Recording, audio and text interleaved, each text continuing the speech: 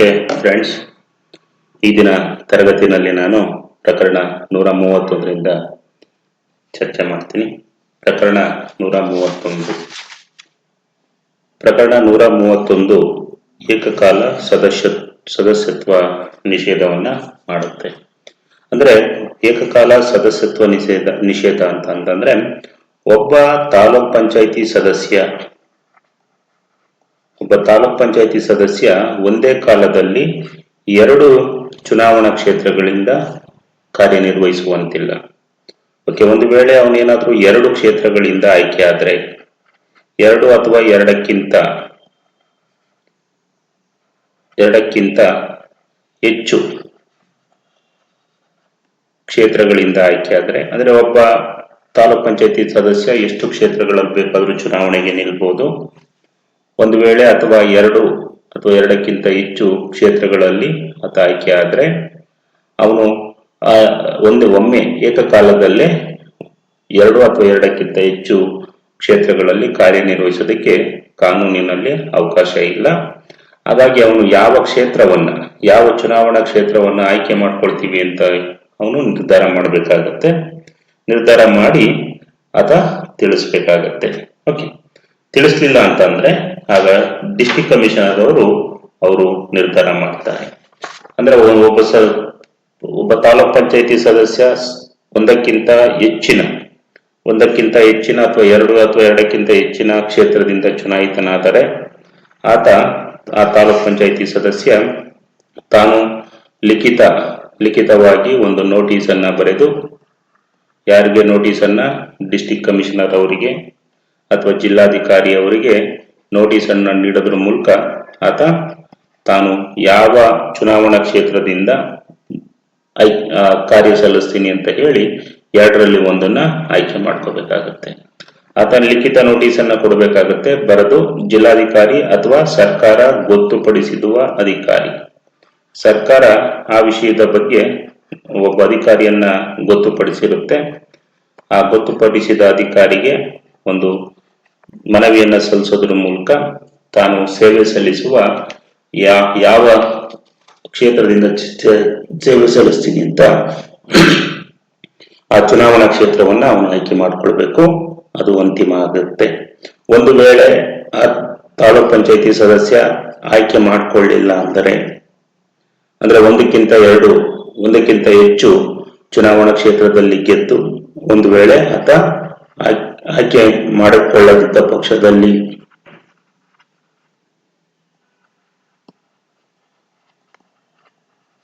ಆಯ್ಕೆ ಮಾಡ್ಕೋಬೇಕಾಗಿರುತ್ತೆ.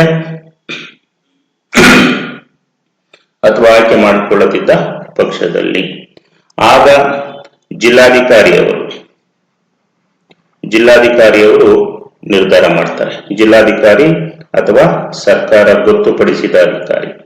ಸರ್ಕಾರ ಯಾವ ಅಧಿಕಾರಿಯನ್ನ ಗೊತ್ತುಪಡಿಸಿರುತ್ತೋ ಆ ಗೊತ್ತುಪಡಿಸಿದ ಅಧಿಕಾರಿ ಆ ತಾಲೂಕ್ ಪಂಚಾಯತಿ ಸದಸ್ಯ ಯಾವ ಕ್ಷೇತ್ರದಿಂದ ಕಾರ್ಯನಿರ್ವಹಿಸಬೇಕು ಅಂತ ಹೇಳಿ ಅವರು 2ರಲ್ಲಿ ಒಂದನ್ನ ಚೀಟಿ ಎತ್ತುವ ಮೂಲಕ ಚೀಟಿಯನ್ನ ಹಾಕ್ತಾರೆ. ಯಾವ್ದು ಬರುತ್ತೋ ಅದರಲ್ಲಿ ತಾಲೂಕ್ ಪಂಚಾಯತಿ ಸದಸ್ಯ ನಿರ್ವಹಿಸ್ತಾನೆ ಅಂತ ಹೇಳಿ ಅವರು ಅಧಿಕೃತವಾಗಿ ಅದನ್ನ ನಿರ್ಧರಿಸ್ತಾರೆ. ಓಕೆ, ಮತ್ತು ಅದನ್ನ ಅಧಿಸೂಚನೆಯ ಮೂಲಕ ತಾಲೂಕ್ ಪಂಚಾಯತಿ ಸದಸ್ಯನ ಕ್ಷೇತ್ರ ಅಂತ ಹೇಳಿ ನಿರ್ಧಾರ ಮಾಡ್ತಾರೆ ಜಿಲ್ಲಾಧಿಕಾರಿ ಅಥವಾ ಸರ್ಕಾರ ಗೊತ್ತುಪಡಿಸಿದ ಅಧಿಕಾರಿ. ಇನ್ನೊಂದು ಖಾಲಿ ಸ್ಥಾನ ಯಾವುದು ಉಳ್ಕೊಂಡಿರುತ್ತೆ, ಆ ಖಾಲಿ ಸ್ಥಾನಕ್ಕೆ ಅವರು ಆದಷ್ಟು ಬೇಗ ಚುನಾವಣೆಯ ಮೂಲಕ ಭರ್ತಿ ಮಾಡೋದಕ್ಕೆ ಕ್ರಮ ಕೈಗೊಳ್ತಾರೆ. ಖಾಲಿ ಚುನಾವಣಾ ಕ್ಷೇತ್ರವನ್ನ ಆದಷ್ಟು ಬೇಗ ಚುನಾವಣೆಯ ಮೂಲಕ ಭರ್ತಿ ಮಾಡೋದಕ್ಕೆ ಯಾರು ಕ್ರಮ ಕೈಗೊಳ್ತಾರೆ? ಡಿಸ್ಟ್ರಿಕ್ಟ್ ಕಮಿಷನರ್ ಅವರು, ಜಿಲ್ಲಾಧಿಕಾರಿ ಅವರು ಕ್ರಮ ಕೈಗೊಳ್ತಾರೆ. ಅಂದ್ರೆ ಪ್ರಕರಣ 131ರ ಪ್ರಕಾರ ಏಕಕಾಲ ಸದಸ್ಯತ್ವ ನಿಷೇಧ ಆಗುತ್ತೆ. ಅಂದ್ರೆ ಒಬ್ಬ ತಾಲೂಕ್ ಪಂಚಾಯತಿ ಸದಸ್ಯ ಒಂದಕ್ಕಿಂತ ಹೆಚ್ಚು ಚುನಾವಣಾ ಕ್ಷೇತ್ರಗಳಲ್ಲಿ ಅಥವಾ ಕ್ಷೇತ್ರದಲ್ಲಿ ಏಕಕಾಲದಲ್ಲಿ ಕಾರ್ಯನಿರ್ವಹಿಸುವಂತಿಲ್ಲ. ಓಕೆ, ಪ್ರಕರಣ 131 ಏಕಕಾಲದ ಸದಸ್ಯತ್ವ ನಿಷೇಧ. ಓಕೆ, ಒಬ್ಬ ವ್ಯಕ್ತಿ ಅಂತಂದ್ರೆ ತಾಲೂಕ್ ಪಂಚಾಯತಿ ಮೆಂಬರ್, ತಾಲೂಕ್ ಪಂಚಾಯತಿ ಸದಸ್ಯ ತಾಲೂಕ್ ಪಂಚಾಯಿತಿಯ ಒಂದಕ್ಕಿಂತ ಹೆಚ್ಚಿನ ಚುನಾಯಿತ ಕ್ಷೇತ್ರದಿಂದ ಚುನಾಯಿತನಾದರೆ, ಒಂದು ವೇಳೆ ಆಯ್ಕೆಯಾದರೆ, ತಾನು ಸಹಿ ಹಾಕಿರುವ ಲಿಖಿತ ನೋಟಿಸಿನ ಮೂಲಕ ಜಿಲ್ಲಾಧಿಕಾರಿ ಅಥವಾ ಡಿಸಿ ರವರು ಅಥವಾ ಸರ್ಕಾರ ಗೊತ್ತುಪಡಿಸಿರುವ ಯಾವುದೇ ಇತರೆ ಅಧಿಕಾರಿ ನಿರ್ದಿಷ್ಟಪಡಿಸಿರುವ ಕಾಲದೊಳಗೆ, ಅಂದ್ರೆ 15 ದಿನ ಟೈಮ್ ಇರುತ್ತೆ, 15 ದಿನದೊಳಗಡೆ ಅವನು ಆಯ್ಕೆ ಮಾಡ್ಕೋಬೇಕು ತಾನು ಯಾವ ಕ್ಷೇತ್ರದಲ್ಲಿ ಕಾರ್ಯನಿರ್ವಹಿಸ್ತೀನಿ ಅಂತ ಹೇಳಿ. 15 ದಿನ, ಅದು ನಿರ್ದಿಷ್ಟಪಡಿಸಿದ ಕಾಲ ಅಂದ್ರೆ 15 ದಿನಗಳ ಒಳಗೆ ತಾನು ಸೇವೆ ಸಲ್ಲಿಸುವಂತಹ ಯಾವುದೇ ಒಂದು ಚುನಾವಣೆ ಕ್ಷೇತ್ರವನ್ನ ಆಯ್ಕೆ ಮಾಡಿಕೊಳ್ಳಬೇಕು ಮತ್ತು ಆ ಆಯ್ಕೆ ಅಂತಿಮವಾಗಿರುತ್ತದೆ. ಒಂದು ವೇಳೆ ಆತನು ಆಯ್ಕೆಯನ್ನ ಮಾಡದಿದ್ದರೆ ಜಿಲ್ಲಾಧಿಕಾರಿ ಅಥವಾ ಡಿಸಿ ರವರು ಅಥವಾ ಗೊತ್ತುಪಡಿಸಿರುವ ಅಧಿಕಾರಿ ಚೀಟಿ ಎತ್ತುವ ಮೂಲಕ ಆ 2 ಸ್ಥಾನಗಳಲ್ಲಿ ಚೀಟಿಯನ್ನ ಹಾಕ್ತಾರೆ. ಸ್ಥಾನಗಳಿಗೆ ಯಾವ ಚೀಟಿ ಬರುತ್ತೋ ಅದನ್ನ ನಿರ್ಧರಿಸ್ತಾರೆ. ಚೀಟಿ ಎತ್ತುವ ಮೂಲಕ ಅದನ್ನ ನಿರ್ಧರಿಸಬೇಕು ಮತ್ತು ಆ ವ್ಯಕ್ತಿಯು ಸೇವೆ ಸಲ್ಲಿಸುವಂತಹ ಚುನಾವಣಾ ಕ್ಷೇತ್ರವನ್ನ ಅಧಿಸೂಚಿಸಬೇಕು. ಇಲ್ಲಿ ಯಾರು ಅಧಿಸೂಚಿಸ್ತಾರೆ? ಡಿಸಿ ಅಥವಾ ಸರ್ಕಾರ ಗೊತ್ತುಪಡಿಸಿದ ಅಧಿಕಾರಿ. ಓಕೆ, ಆ ವ್ಯಕ್ತಿಯು ಸಂದರ್ಭಾನುಸಾರ ಆತನು ಆಯ್ಕೆ ಮಾಡಿಕೊಂಡ ಅಥವಾ ಅಧಿಸೂಚಿಸಿದ ಚುನಾವಣಾ ಕ್ಷೇತ್ರಕ್ಕಾಗಿ ಚುನಾಯಿತನಾಗಿರುವುದಾಗಿ ಭಾವಿಸಬೇಕು. ಏನಾತ 2ರಲ್ಲಿ ಒಂದು ಆಯ್ಕೆ ಆಗಿರ್ತಾನೆ, ಅದರಿಂದ ನಾನು ಆಯ್ಕೆಯಾಗಿದ್ದೀನಿ ಅಂತ ಹೇಳಿ ಆತ ಭಾವಿಸ್ಬೇಕಾಗುತ್ತೆ. ಮತ್ತು ಆ ರೀತಿ ಇತರೆ ಚುನಾವಣಾ ಕ್ಷೇತ್ರಕ್ಕೆ ಉದ್ಭವಿಸುವ ಖಾಲಿ ಸ್ಥಾನವನ್ನ ಚುನಾವಣೆಯ ಮೂಲಕ ಭರ್ತಿ ಮಾಡಬೇಕು. ಸೊ ಏನ್ ಖಾಲಿ ಸ್ಥಾನ ಉಂಟಾಗಿರುತ್ತೆ ಅದನ್ನ ಚುನಾವಣೆಯ ಮೂಲಕ ಭರ್ತಿ ಮಾಡಬೇಕಾಗಿರುತ್ತೆ. ಇದನ್ನ ಏಕಕಾಲದ ಸದಸ್ಯತ್ವ ನಿಷೇಧ ಅಂತ ಹೇಳಿ ಕರೀತಾರೆ. ಪ್ರಕರಣ 131. ನೆಕ್ಸ್ಟ್ ಪ್ರಕರಣ 132, ಚುನಾವಣೆಗಳಿಗೆ ಸಂಬಂಧಪಟ್ಟಂತೆ ಕೆಲವು ಪ್ರಕರಣಗಳ ಅನ್ವಯ. ಇಲ್ಲಿ ಚುನಾವಣೆಗಳಿಗೆ ಸಂಬಂಧಪಟ್ಟಂತೆ ಅಂತಂದ್ರೆ ತಾಲೂಕ್ ಪಂಚಾಯಿತಿಯ ಚುನಾವಣೆಗಳಿಗೆ ಸಂಬಂಧಪಟ್ಟಂತೆ. ತಾಲೂಕ್ ಪಂಚಾಯಿತಿಯ ಚುನಾವಣೆಗಳಿಗೆ ಸಂಬಂಧಪಟ್ಟಂತೆ ಕೆಲವು ಪ್ರಕರಣಗಳು ಅನ್ವಯ ಆಗ್ತವೆ. ಯಾವ ಪ್ರಕರಣಗಳು ಅನ್ವಯ ಆಗ್ತವೆ ಅಂತಂದ್ರೆ ಪ್ರಕರಣ 15, 16, 17, ಪ್ರಕರಣ 18, 19, 20, 21, 22, 23 ಮತ್ತು 24. ಈ ಪ್ರಕರಣಗಳು ಗ್ರಾಮ ಪಂಚಾಯಿತಿ ಚುನಾವಣೆಗೆ ಅನ್ವಯವಾಗುವಂತೆ, ಇವೆಲ್ಲ ಗ್ರಾಮ ಪಂಚಾಯಿತಿ ಚುನಾವಣೆಗೆ ಅನ್ವಯ ಆಗ್ತವೆ.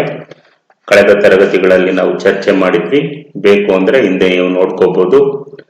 15 ಏನ್ ಹೇಳುತ್ತೆ, 16 ಏನ್ ಹೇಳುತ್ತೆ, ಸೊ ಅದೇ ತರ ಎಲ್ಲ ಪ್ರಕರಣಗಳು ಏನ್ ಹೇಳುತ್ತೆ ಅಂತ, ಅವು ಗ್ರಾಮ ಪಂಚಾಯಿತಿ ಚುನಾವಣೆಗೆ ಸಂಬಂಧಪಟ್ಟವು.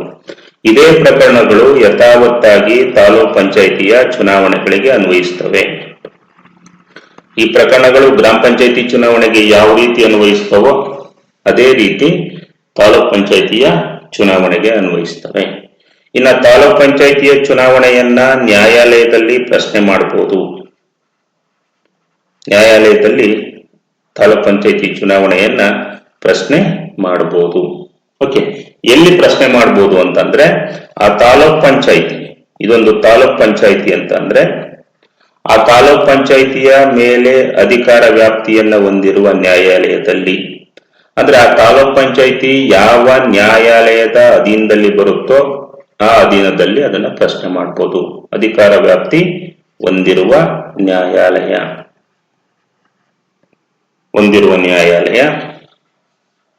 ಆ ನ್ಯಾಯಾಲಯದಲ್ಲಿ ಪ್ರಶ್ನೆ ಮಾಡಬಹುದು. ಓಕೆ, ಆ ತಾಲೂಕ್ ಪಂಚಾಯಿತಿ ಯಾವ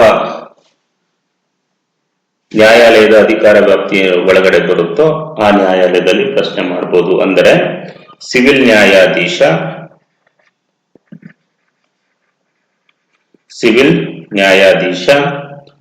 ಹಿರಿಯ ವರ್ಗ,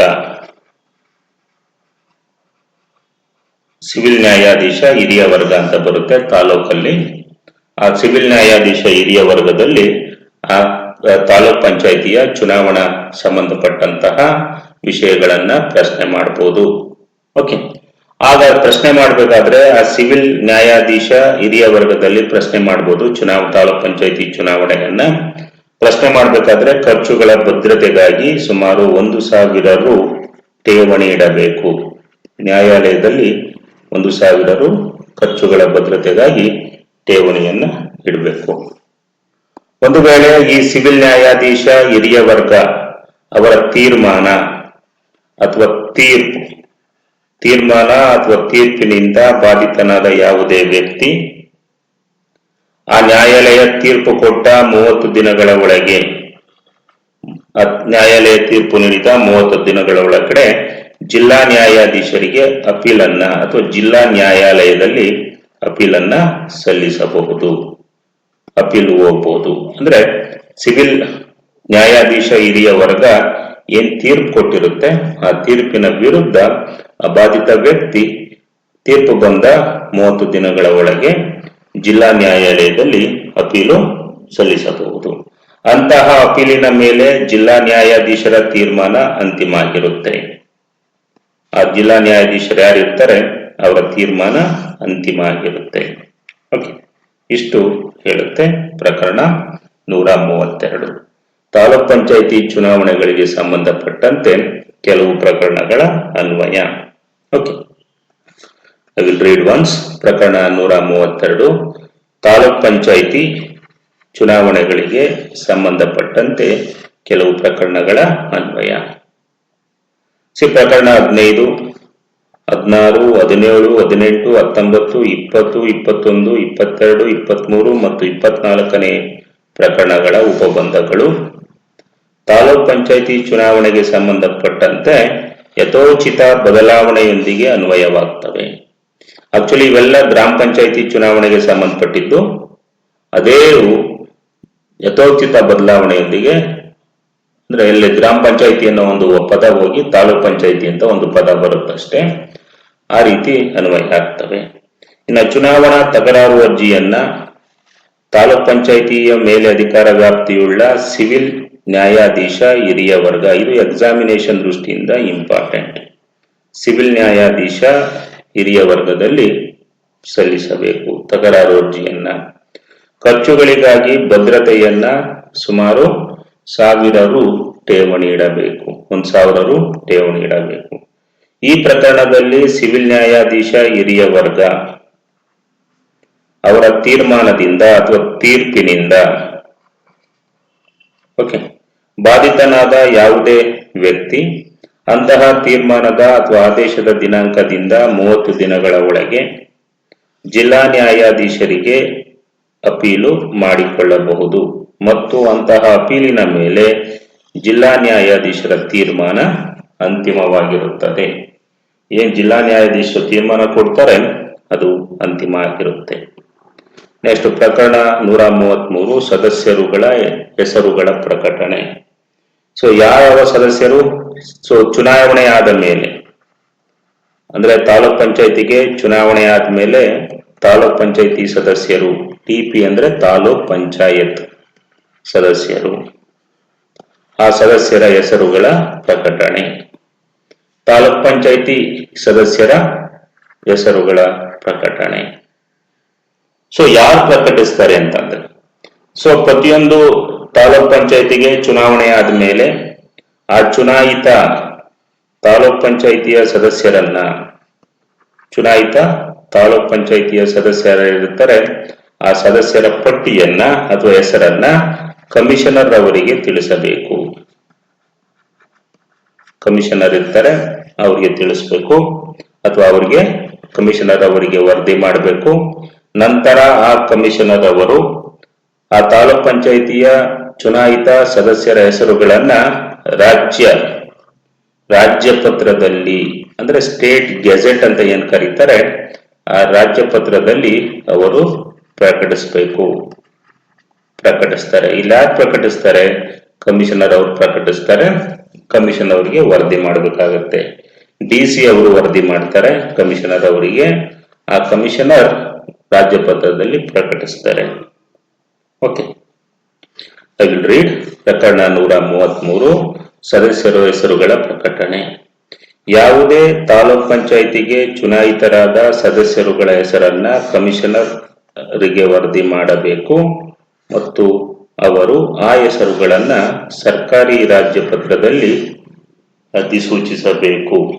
ಸ್ಟೇಟ್ ಗೆಜೆಟ್ ಅಂತ ಏನ್ ಕರೀತಾರೆ ಆ ಸ್ಟೇಟ್ ಗೆಜೆಟ್ ಅಲ್ಲಿ ಅವರ ಹೆಸರನ್ನ ಅಧಿಸೂಚಿಸಬೇಕು. ಓಕೆ, ಇದು ಪ್ರಕರಣ 133. ನೆಕ್ಸ್ಟ್ ಪ್ರಕರಣ 134, ಸದಸ್ಯರ ಪದಾವಧಿ ಅಂದ್ರೆ tenure of taluk panchayat member. Taluk ಪಂಚಾಯತಿ ಸದಸ್ಯರ ಪದ ಅವಧಿ, ಎಲ್ಲಿವರೆಗೂ ಅಧಿಕಾರಾವಧಿನಲ್ಲಿ ಇರ್ತಾರೆ ತಾಲೂಕ್ ಪಂಚಾಯತಿ ಸದಸ್ಯರು. ತಾಲೂಕ್ ಪಂಚಾಯತಿ ಸದಸ್ಯರ ಅವಧಿ, ಹುದ್ದೆಯ ಅವಧಿ. ಓಕೆ, ತಾಲೂಕ್ ಪಂಚಾಯತಿ ಸದಸ್ಯರು ತಾಲೂಕ್ ಪಂಚಾಯತಿ ಚುನಾವಣೆಯಲ್ಲಿ ಚುನಾಯಿತರಾದ ಮೇಲೆ ಅವರ ಸದಸ್ಯರ ಅವಧಿ ಯಾವತ್ತಿಂದ ಪ್ರಾರಂಭ ಆಗುತ್ತೆ ಅಂತಂದ್ರೆ, ಸೇಮ್ ಗ್ರಾಮ ಪಂಚಾಯತಿ ಯಾವತ್ತು ಪ್ರಾರಂಭ ಆಗುತ್ತೆ, ಗ್ರಾಮ ಪಂಚಾಯತಿಯ ಪ್ರಥಮ ಸಭೆಯಿಂದ ಸದಸ್ಯರ ಅವಧಿ ಪ್ರಾರಂಭ ಆಗುತ್ತೆ. ಅದೇ ತರ ತಾಲೂಕ್ ಪಂಚಾಯತಿಯ ಸದಸ್ಯರ ಅವಧಿ ತಾಲೂಕ್ ಪಂಚಾಯತಿಯ ಪ್ರಥಮ ಸಭೆಯಿಂದ ಆರಂಭ ಆಗುತ್ತೆ. ಈ ಪ್ರಥಮ ಸಭೆ ಏನಕ್ಕೆ ಮಾಡ್ತಾರೆ? ತಾಲೂಕ್ ಪಂಚಾಯತಿ ಚುನಾವಣೆ ಆದ 1 ತಿಂಗಳ ಒಳಗೆ ಪ್ರಥಮ ಸಭೆ ಆಗುತ್ತೆ. ಆ ಪ್ರಥಮ ಸಭೆ ಅಂದ್ರೆ ತಾಲೂಕ್ ಪಂಚಾಯತಿಯ ಚುನಾಯಿತ ಸದಸ್ಯರ ಹೆಸರನ್ನ ಪ್ರಕಟಿಸಿದ ಮೇಲೆ 1 ತಿಂಗಳ ಒಳಗೆ ಪ್ರಥಮ ಸಭೆ ಆಗುತ್ತೆ. ಈ ಪ್ರಥಮ ಸಭೆಯಲ್ಲಿ ತಾಲೂಕ್ ಪಂಚಾಯತಿಯ ಅಧ್ಯಕ್ಷ ಉಪಾಧ್ಯಕ್ಷರನ್ನ ಆಯ್ಕೆ ಮಾಡ್ತಾರೆ.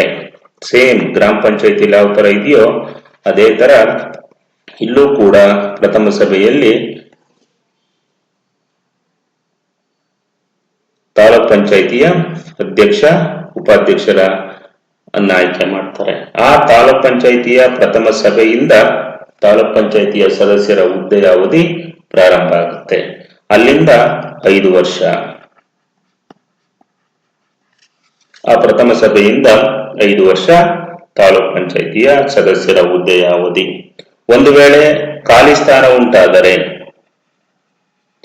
ಮಧ್ಯದಲ್ಲಿ ಎಲ್ಲ ಆದ್ಮೇಲೆ ಖಾಲಿ ಸ್ಥಾನ ಉಂಟಾಗುತ್ತೆ ಅಂದ್ರೆ ಸದಸ್ಯರ ಯಾರಾದ್ರೂ ತಾಲೂಕ್ ಪಂಚಾಯತಿಯ ಸದಸ್ಯ ರಾಜೀನಾಮೆಯನ್ನ ನೀಡಿದ್ರೆ ಖಾಲಿ ಸ್ಥಾನ ಉಂಟಾಗುತ್ತೆ, ಅಥವಾ ಮರಣ ಹೊಂದಿದ್ರೆ, ಅಥವಾ ತೆಗೆದು ಹಾಕಿದ್ರೆ,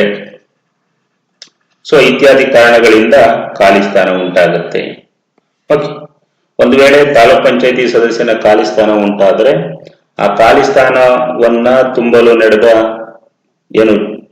ನಡೆದ ಚುನಾವಣೆಯಲ್ಲಿ ಚುನಾಯಿತನಾದ ಸದಸ್ಯ ಇರ್ತಾನಲ್ಲ, ಆ ಸದಸ್ಯನ ಹುದ್ದೆಯ ಅವಧಿ ಪ್ರಕರಣ 133 ಅಡಿ, ಪ್ರಕರಣ 133 ಬರುತ್ತೆ, ಅದರಡಿ ಆತನ ಹೆಸರು ಪ್ರಕಟವಾದ ದಿನಾಂಕದಿಂದ ಪ್ರಾರಂಭ ಆಗುತ್ತೆ.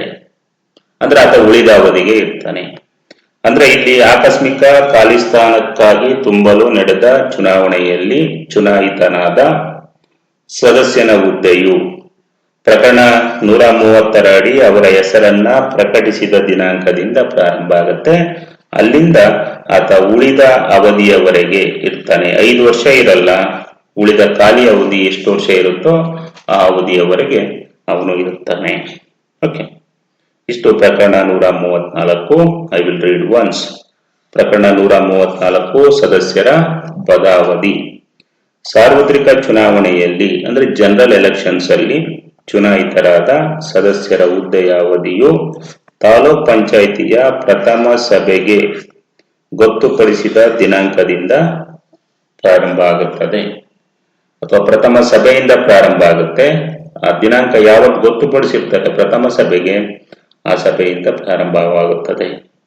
ಆಕಸ್ಮಿಕ ಖಾಲಿ ಸ್ಥಾನವನ್ನು ತುಂಬಲು ಚುನಾಯಿತನಾದ ಸದಸ್ಯನ ಹುದ್ದೆಯ ಅವಧಿಯು ಪ್ರಕರಣ 133 ಅಡಿಯಲ್ಲಿ ಆತನ ಹೆಸರು ಪ್ರಕಟವಾದ ದಿನಾಂಕದಿಂದ ಪ್ರಾರಂಭವಾಗುತ್ತದೆ. ಅವನ ಹೆಸರನ್ನ ಪ್ರಕಟವಾದ ದಿನಾಂಕ ಯಾವತ್ತಿರುತ್ತೋ ಅಲ್ಲಿಂದ ಖಾಲಿ ಸ್ಥಾನ ತುಂಬೋದಕ್ಕೆ ನಡೆದ ಚುನಾವಣೆಯಲ್ಲಿ ಚುನಾಯಿತನ ಸದಸ್ಯನ ಹುದ್ದೆ ಪ್ರಾರಂಭ ಆಗುತ್ತೆ.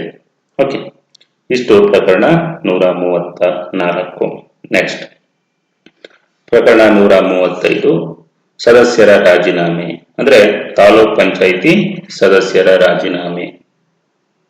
ಇಲ್ಲಿ ತಾಲೂಕ್ ಪಂಚಾಯಿತಿ ಸದಸ್ಯನು ಯಾವಾಗ ಬೇಕಾದರೂ ರಾಜೀನಾಮೆಯನ್ನ ಸಲ್ಲಿಸಬಹುದು. ತಾಲೂಕ್ ಪಂಚಾಯಿತಿ ಸದಸ್ಯ ತನ್ನ ಸದಸ್ಯತ್ವಕ್ಕೆ ಯಾವಾಗ ಬೇಕಾದರೂ ರಾಜೀನಾಮೆಯನ್ನ ಸಲ್ಲಿಸಬಹುದು. ತನ್ನ ಸದಸ್ಯತ್ವಕ್ಕೆ ತನ್ನ ಸಹಿಯನ್ನ ಮಾಡಿ ಒಂದು ಪತ್ರವನ್ನ ಬರೀಬೇಕು. ಸಹಿ ಸಹಿತ ರಾಜೀನಾಮೆ ಪತ್ರವನ್ನ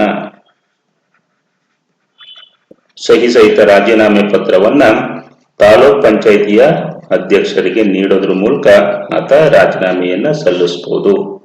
ಗ್ರಾಮ ಪಂಚಾಯತಿನಲ್ಲಿ ಗ್ರಾಮ ಪಂಚಾಯತಿ ಸದಸ್ಯ ತನ್ನ ಸಹಿ ಸಹಿತ ರಾಜೀನಾಮೆ ಪತ್ರವನ್ನ ಗ್ರಾಮ ಪಂಚಾಯತಿ ಅಧ್ಯಕ್ಷನಿಗೆ ಕೊಡ್ತಾನೆ. ಅಧ್ಯಕ್ಷ ಇಲ್ಲ ಅಂದ್ರೆ ಉಪಾಧ್ಯಕ್ಷನಿಗೆ ಕೊಡ್ತಾನೆ. ಅದೇ ತರ ತಾಲೂಕ್ ಪಂಚಾಯತಿ ಸದಸ್ಯ ತನ್ನ ಸಹಿ ಸಹಿತ ರಾಜೀನಾಮೆ ಪತ್ರವನ್ನ ತಾಲೂಕ್ ಪಂಚಾಯತಿ ಅಧ್ಯಕ್ಷ ಅಥವಾ ಉಪಾಧ್ಯಕ್ಷನಿಗೆ, ಅಧ್ಯಕ್ಷನ ಗೈರು ಹಾಜರಿಯಲ್ಲಿ ಉಪಾಧ್ಯಕ್ಷನಿಗೆ ನೀಡುವ ಮೂಲಕ ರಾಜೀನಾಮೆಯನ್ನ ಸಲ್ಲಿಸಬಹುದು. ಅದೇ ರೀತಿ ತಾಲೂಕ್ ಪಂಚಾಯತಿ ಸದಸ್ಯ ತಾನು ರಾಜೀನಾಮೆ ನೀಡಿದ 15 ದಿನಗಳ ಒಳಗೆ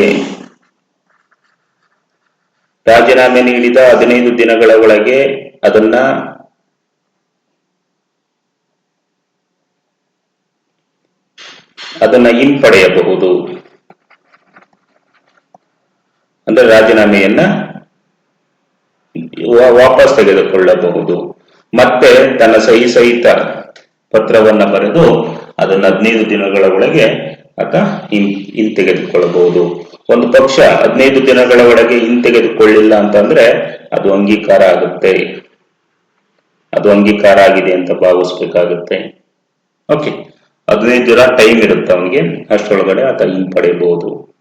ಓಕೆ, ಆತನು ಮತ್ತೆ ಬರಹದಲ್ಲಿ ರಿಕ್ವೆಸ್ಟ್ ಮಾಡ್ಕೋಬೇಕು ತಾಲೂಕ್ ಪಂಚಾಯತಿಗೆ ಅಧ್ಯಕ್ಷ ಅಥವಾ ಉಪಾಧ್ಯಕ್ಷನಿಗೆ ರಿಕ್ವೆಸ್ಟ್ ಮಾಡ್ಕೊಂಡು ಹಿಂತೆಗೆದುಕೊಳ್ಳಬಹುದು. ಸೊ ಸ್ವೀಕರಿಸಿದ ತಾಲೂಕ್ ಪಂಚಾಯತಿ ಅಧ್ಯಕ್ಷ ಏನು ರಾಜೀನಾಮೆಯನ್ನು ಸ್ವೀಕರಿಸ್ತಾನೆ, ಆ ರಾಜೀನಾಮೆ ಪತ್ರವನ್ನ ಸ್ವೀಕರಿಸಿದ ರಾಜೀನಾಮೆ ಪತ್ರವನ್ನ ಮುಂದಿನ ತಾಲೂಕ್ ಪಂಚಾಯಿತಿ ಸಾಮಾನ್ಯ ಸಭೆಯಲ್ಲಿ ಮಂಡಿಸಬೇಕು.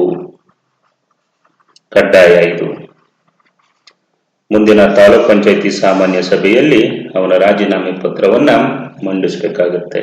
ಓಕೆ, ಇಷ್ಟು ಪ್ರಕರಣ 135. ಓಕೆ, ಪ್ರಕರಣ 135 ಸದಸ್ಯರ ರಾಜೀನಾಮೆ. ತಾಲೂಕ್ ಪಂಚಾಯಿತಿ ಸದಸ್ಯನು ತನ್ನ ಸದಸ್ಯತ್ವಕ್ಕೆ ತನ್ನ ಸಹಿ ಸಹಿತ ತಾಲೂಕ್ ಪಂಚಾಯಿತಿ ಅಧ್ಯಕ್ಷನಿಗೆ ಬರಹದಲ್ಲಿ ರಾಜೀನಾಮೆ ಕೊಡಬೇಕು. ಅವನು ರಾಜೀನಾಮೆ ನೀಡಿದ ದಿನಾಂಕದಿಂದ 15 ಪೂರ್ಣ ದಿನಗಳು ಮುಕ್ತಾಯವಾದ ಮೇಲೆ ಸದರಿ 15 ದಿನಗಳ ಒಳಗಾಗಿ ಅಧ್ಯಕ್ಷರಿಗೆ ಬರಹದಲ್ಲಿ ಬರೆದು ತನ್ನ ರಾಜೀನಾಮೆಯ ಪತ್ರವನ್ನ ಹಿಂತೆಗೆದುಕೊಳ್ಳದಿದ್ದರೆ ಅವನ ಸ್ಥಾನವು ತೆರವಾಗುತ್ತದೆ. ಅಧ್ಯಕ್ಷನು ರಾಜೀನಾಮೆ ಪತ್ರವನ್ನ ತಾಲೂಕ್ ಪಂಚಾಯಿತಿಯ ಮುಂದಿನ ಸಾಮಾನ್ಯ ಸಭೆಯಲ್ಲಿ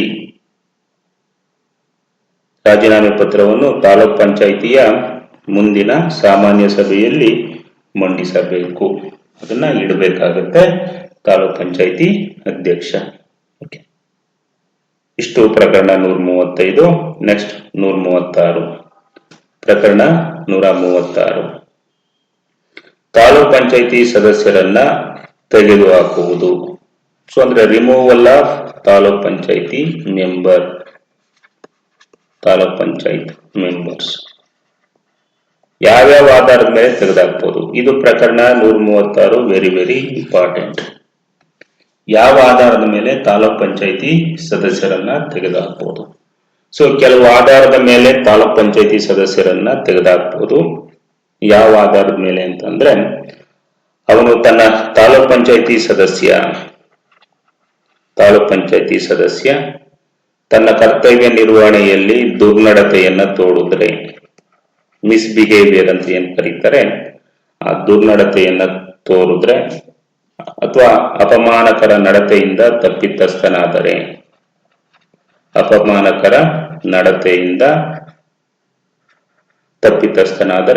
ಅವನನ್ನ ತೆಗೆದುಹಾಕಬಹುದು. ಅದು ಒಂದು.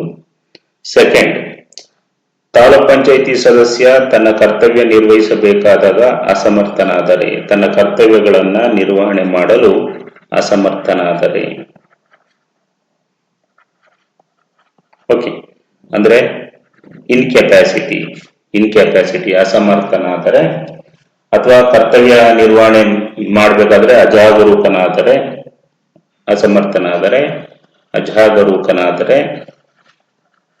ಆಗ ಕಾರಣದ ಮೇಲೆ ಅವನನ್ನ ತೆಗೆದಾಕ್ಬೋದು. ಥರ್ಡ್ ಪಾಯಿಂಟ್, ಇನ್ನು ತಾಲೂಕ್ ಪಂಚಾಯತಿ ಸದಸ್ಯನನ್ನ ಆಯಾ ಜಿಲ್ಲೆಯ ಜಿಲ್ಲಾ ವೈದ್ಯಾಧಿಕಾರಿ ಅಂದ್ರೆ ಡಿಸ್ಟಿಕ್ ಹೆಲ್ತ್ ಆಫೀಸರ್ ಅವರು ಪ್ರಮಾಣೀಕರಿಸಬಹುದಾದಂತೆ ಅವನು ಆ ಹುದ್ದೆಯನ್ನ ಹೊಂದಲು ವೈದ್ಯಕೀಯವಾಗಿ ಅಸಮರ್ಥನಾಗಿದ್ದರೆ, ಮೆಡಿಕಲಿ ಅನ್ಫಿಟ್ ಅಂತ ಸರ್ಟಿಫೈ ಮಾಡಿದ್ರೆ, ಯಾರು ಡಿಸ್ಟಿಕ್ ಹೆಲ್ತ್ ಆಫೀಸರ್ ಅಸಮರ್ಥನಾಗಿದ್ರೆ ಮೆಡಿಕಲಿ ಅನ್ಫಿಟ್ ಅಂತ ಹೇಳಿ ಸರ್ಟಿಫಿಕೇಟ್ ಅನ್ನ ಕೊಟ್ಟಾಗ ಜಿಲ್ಲಾ ವೈದ್ಯಾಧಿಕಾರಿ, ಓಕೆ, ಆ ಕಾರಣದ ಮೇಲೆ ತೆಗೆದಾಕ್ಬೋದು. ನೆಕ್ಸ್ಟ್ ದಿವಾಳಿ ಆಗಿದ್ರೆ, ಓಕೆ, ಇನ್ಸಾಲ್ವೆಂಟ್ ಆಗಿದ್ರೆ, ಅಥವಾ ತಾಲೂಕ್ ಪಂಚಾಯಿತಿಯ ಸಾಮಾನ್ಯ ಸಭೆಗಳಿಗೆ ಅನುಕ್ರಮವಾಗಿ 4 ಸಾಮಾನ್ಯ ಸಭೆಗಳಿಗೆ ಗೈರು ಹಾಜರಾಗಿದ್ರೆ, ಕಂಟಿನ್ಯೂಸ್ ಆಗಿ ತಾಲೂಕ್ ಪಂಚಾಯಿತಿಯ 4 ಸಾಮಾನ್ಯ ಸಭೆಗಳಿಗೆ ಗೈರು ಹಾಜರಿ ಆದ್ರೆ ಆ ಕಾರಣದ ಮೇಲೆ ತೆಗೆದಾಕ್ಬೋದು. ಅಥವಾ ತಾಲೂಕ್ ಪಂಚಾಯಿತಿಯ ಅನುಮತಿ ಇಲ್ಲದೆ 6 ತಿಂಗಳಿಗಿಂತ ಮೀರಿ ತಾಲೂಕ್ ಪಂಚಾಯಿತಿಯ ವ್ಯಾಪ್ತಿಯಿಂದ ಹೊರಗಡೆ ಇದ್ರೆ, ಅಂದ್ರೆ ಇಡೀ ತಾಲೂಕ್ ಪಂಚಾಯಿತಿನೇ ಬಿಟ್ಟು ಆ ತಾಲೂಕ್ ಪಂಚಾಯಿತಿಯಿಂದ ವ್ಯಾಪ್ತಿಯಿಂದ ಸುಮಾರು 6 ತಿಂಗಳಿಗಿಂತ ಮೀರಿದ ಅವಧಿಯಲ್ಲಿ ದೂರ ಇದ್ರೆ, ಅನುಮತಿ ಇಲ್ಲದೆ, ಆ ಕಾರಣದ ಮೇಲೆ ತೆಗೆದಾಕ್ಬೋದು. ನೆಕ್ಸ್ಟ್, ಇನ್ನು ತಾಲೂಕ್ ಪಂಚಾಯಿತಿಯ ಅಧ್ಯಕ್ಷನಾಗಿ ಅಥವಾ ಉಪಾಧ್ಯಕ್ಷನಾಗಿ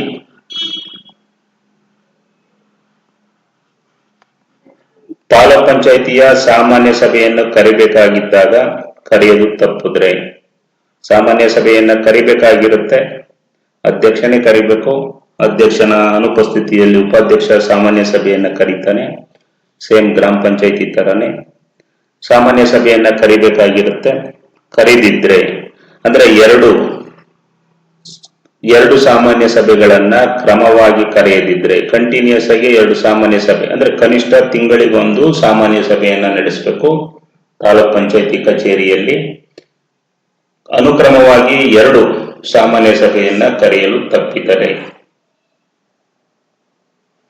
ಆ ಕಾರಣದ ಮೇಲೆ ಅವನನ್ನ ತೆಗೆದಾಕ್ಬೋದು.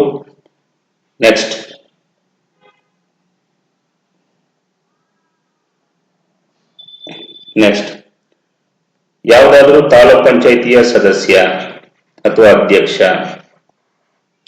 ತಾಲೂಕ್ ಪಂಚಾಯಿತಿಯ ಸದಸ್ಯ ಅಥವಾ ಅಧ್ಯಕ್ಷ ಜಿಲ್ಲಾ ಪಂಚಾಯಿತಿ ಅಥವಾ ತಾಲೂಕ್ ಪಂಚಾಯಿತಿ ಅಥವಾ ಜಿಲ್ಲಾ ಪಂಚಾಯಿತಿ, ಗ್ರಾಮ ಪಂಚಾಯಿತಿ ಅಥವಾ ತಾಲೂಕ್ ಪಂಚಾಯಿತಿ ಅಥವಾ ಜಿಲ್ಲಾ ಪಂಚಾಯಿತಿ ಯಾವುದಾದ್ರೂ ಅಧ್ಯಕ್ಷ ಉಪಾಧ್ಯಕ್ಷ ಚುನಾವಣೆಯಲ್ಲಿ ಅಥವಾ ಸಾಮಾನ್ಯ ಚುನಾವಣೆಯಲ್ಲಿ ಮತದಾರರನ್ನ ಸೆಳೆಯೋದು, ಸದಸ್ಯನನ್ನ ಸೆಳೆಯೋದು, ಇತರೆ ಕುದುರೆ ವ್ಯಾಪಾರ ಅಂತ ಏನ್ ಕರೀತಾರೆ ಆ ಕುದುರೆ ವ್ಯಾಪಾರದಲ್ಲಿ ತೊಡಗಿದ್ರೆ, ಯಾವ್ದಾದ್ರು ಚುನಾವಣೆಗಳಲ್ಲಿ, ಅದು ಗ್ರಾಮ ಪಂಚಾಯತಿ ಚುನಾವಣೆ ಆಗಿರ್ಬೋದು, ತಾಲೂಕ್ ಪಂಚಾಯತಿದಾಗಿರ್ಬೋದು, ಜಿಲ್ಲಾ ಪಂಚಾಯತಿದಾಗಿರ್ಬೋದು, ಅಧ್ಯಕ್ಷ ಉಪಾಧ್ಯಕ್ಷರ ಹುದ್ದೆ ಚುನಾವಣೆಗಾಗಿ ಕುದುರೆ ವ್ಯಾಪಾರ ಮಾಡೋದು ಅಥವಾ ಮತದಾರರನ್ನ ಸೆಳೆಯೋದು, ಸದಸ್ಯರನ್ನ ಸೆಳೆಯೋ ಕೆಲಸ ಮಾಡಿದ್ರೆ ಅದರಿಂದ ತಪ್ಪಿತಸ್ಥನಾದ್ರೆ. ನೆಕ್ಸ್ಟ್, ಇನ್ನು ತಾಲೂಕ್ ಪಂಚಾಯಿತಿಯ ಯಾವುದೇ ಕಾಮಗಾರಿಯಲ್ಲಿ ಭಾಗವಹಿಸಿದ್ರೆ, ಕಾಮಗಾರಿಯಲ್ಲಿ ಪ್ರತ್ಯಕ್ಷವಾಗಿ ಅಥವಾ ಪರೋಕ್ಷವಾಗಿ ಭಾಗವಹಿಸಿದ್ರೆ, ಅವನಾಗ್ಲಿ ಅವನ ಕುಟುಂಬದ ಸದಸ್ಯರು ಯಾರಾದ್ರೂ ಭಾಗವಹಿಸಿದ್ರೆ ಆ ಆಧಾರದ ಮೇಲೆ ತೆಗಿಬಹುದು. ಯಾಕಂದ್ರೆ ಯಾವುದೇ ತಾಲೂಕ್ ಪಂಚಾಯಿತಿಯ ಕಾಮಗಾರಿಗಳನ್ನ ತಾಲೂಕ್ ಪಂಚಾಯಿತಿಯ ಸದಸ್ಯರು ಮಾಡಿಸುವಂತಿಲ್ಲ. ಓಕೆ, ಸೊ ಎಲ್ಲ ಆಧಾರದ ಮೇಲೆ ತಾಲೂಕ್ ಪಂಚಾಯಿತಿ ಸದಸ್ಯನನ್ನ ಪ್ರಕರಣ 136 ಅಡಿ ತೆಗೆದುಹಾಕಬಹುದು. ಯಾವಾಗ ತೆಗೆದುಹಾಕ್ತಾರೆ? ಸರ್ಕಾರ ತೆಗೆದುಹಾಕುತ್ತೆ. ಇಲ್ಲಿ ಅಧಿಕಾರ ಇರೋದು ಸರ್ಕಾರಕ್ಕೆ.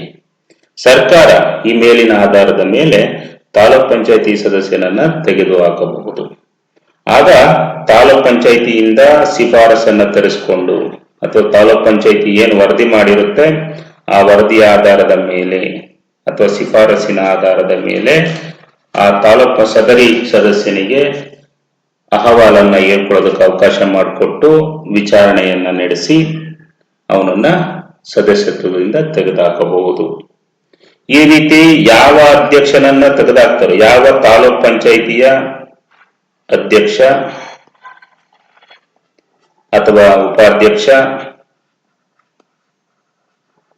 ಅಥವಾ ತಾಲೂಕ್ ಪಂಚಾಯಿತಿಯ ಸದಸ್ಯ, ಯಾವ ಅಧ್ಯಕ್ಷ ಉಪಾಧ್ಯಕ್ಷ ಅಥವಾ ಸದಸ್ಯನನ್ನ ತೆಗೆದುಹಾಕ್ತಾರೋ ಆ ತಾಲೂಕ್ ಪಂಚಾಯಿತಿಯ ಅಧ್ಯಕ್ಷ ಉಪಾಧ್ಯಕ್ಷ ಸದಸ್ಯ ಮುಂದಿನ 5 ವರ್ಷಗಳ ಕಾಲ ಅವರು ಚುನಾವಣೆಗೆ ಸ್ಪರ್ಧಿಸುವಂತಿಲ್ಲ.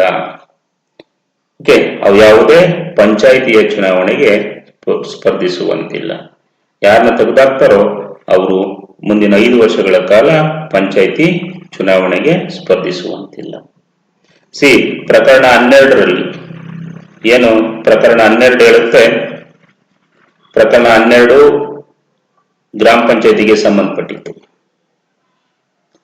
ಪ್ರಕರಣ 12ರಲ್ಲಿ ಯಾವ ಗ್ರಾಮ ಪಂಚಾಯಿತಿ ಅಧ್ಯಕ್ಷ ಉಪಾಧ್ಯಕ್ಷ ಸದಸ್ಯನನ್ನ ತೆಗೆದುಹಾಕ್ತಾರೋ ಅವನು ಮುಂದಿನ 5 ವರ್ಷಗಳ ಕಾಲ ಚುನಾವಣೆಯಲ್ಲಿ ಪಂಚಾಯಿತಿ ಚುನಾವಣೆಯಲ್ಲಿ ಸ್ಪರ್ಧಿಸುವಂತಿಲ್ಲ. ಅದೇ ತರ ಪ್ರಕರಣ 128 ತಾಲೂಕ್ ಪಂಚಾಯಿತಿ ಹೇಳುತ್ತೆ. ಪ್ರಕರಣ 128ರಡಿ ಯಾವ ತಾಲೂಕ್ ಪಂಚಾಯಿತಿಯ ಅಧ್ಯಕ್ಷ ಉಪಾಧ್ಯಕ್ಷ ಸದಸ್ಯನನ್ನ ತೆಗೆದುಹಾಕ್ತಾರೋ ಅವನು ಮುಂದಿನ 5 ವರ್ಷ ಪಂಚಾಯಿತಿ ಚುನಾವಣೆಯಲ್ಲಿ ಸ್ಪರ್ಧಿಸುವಂತಿಲ್ಲ. ಅದೇ ರೀತಿ ಪ್ರಕರಣ 167 ಮುಂದೆ ಬರುತ್ತೆ.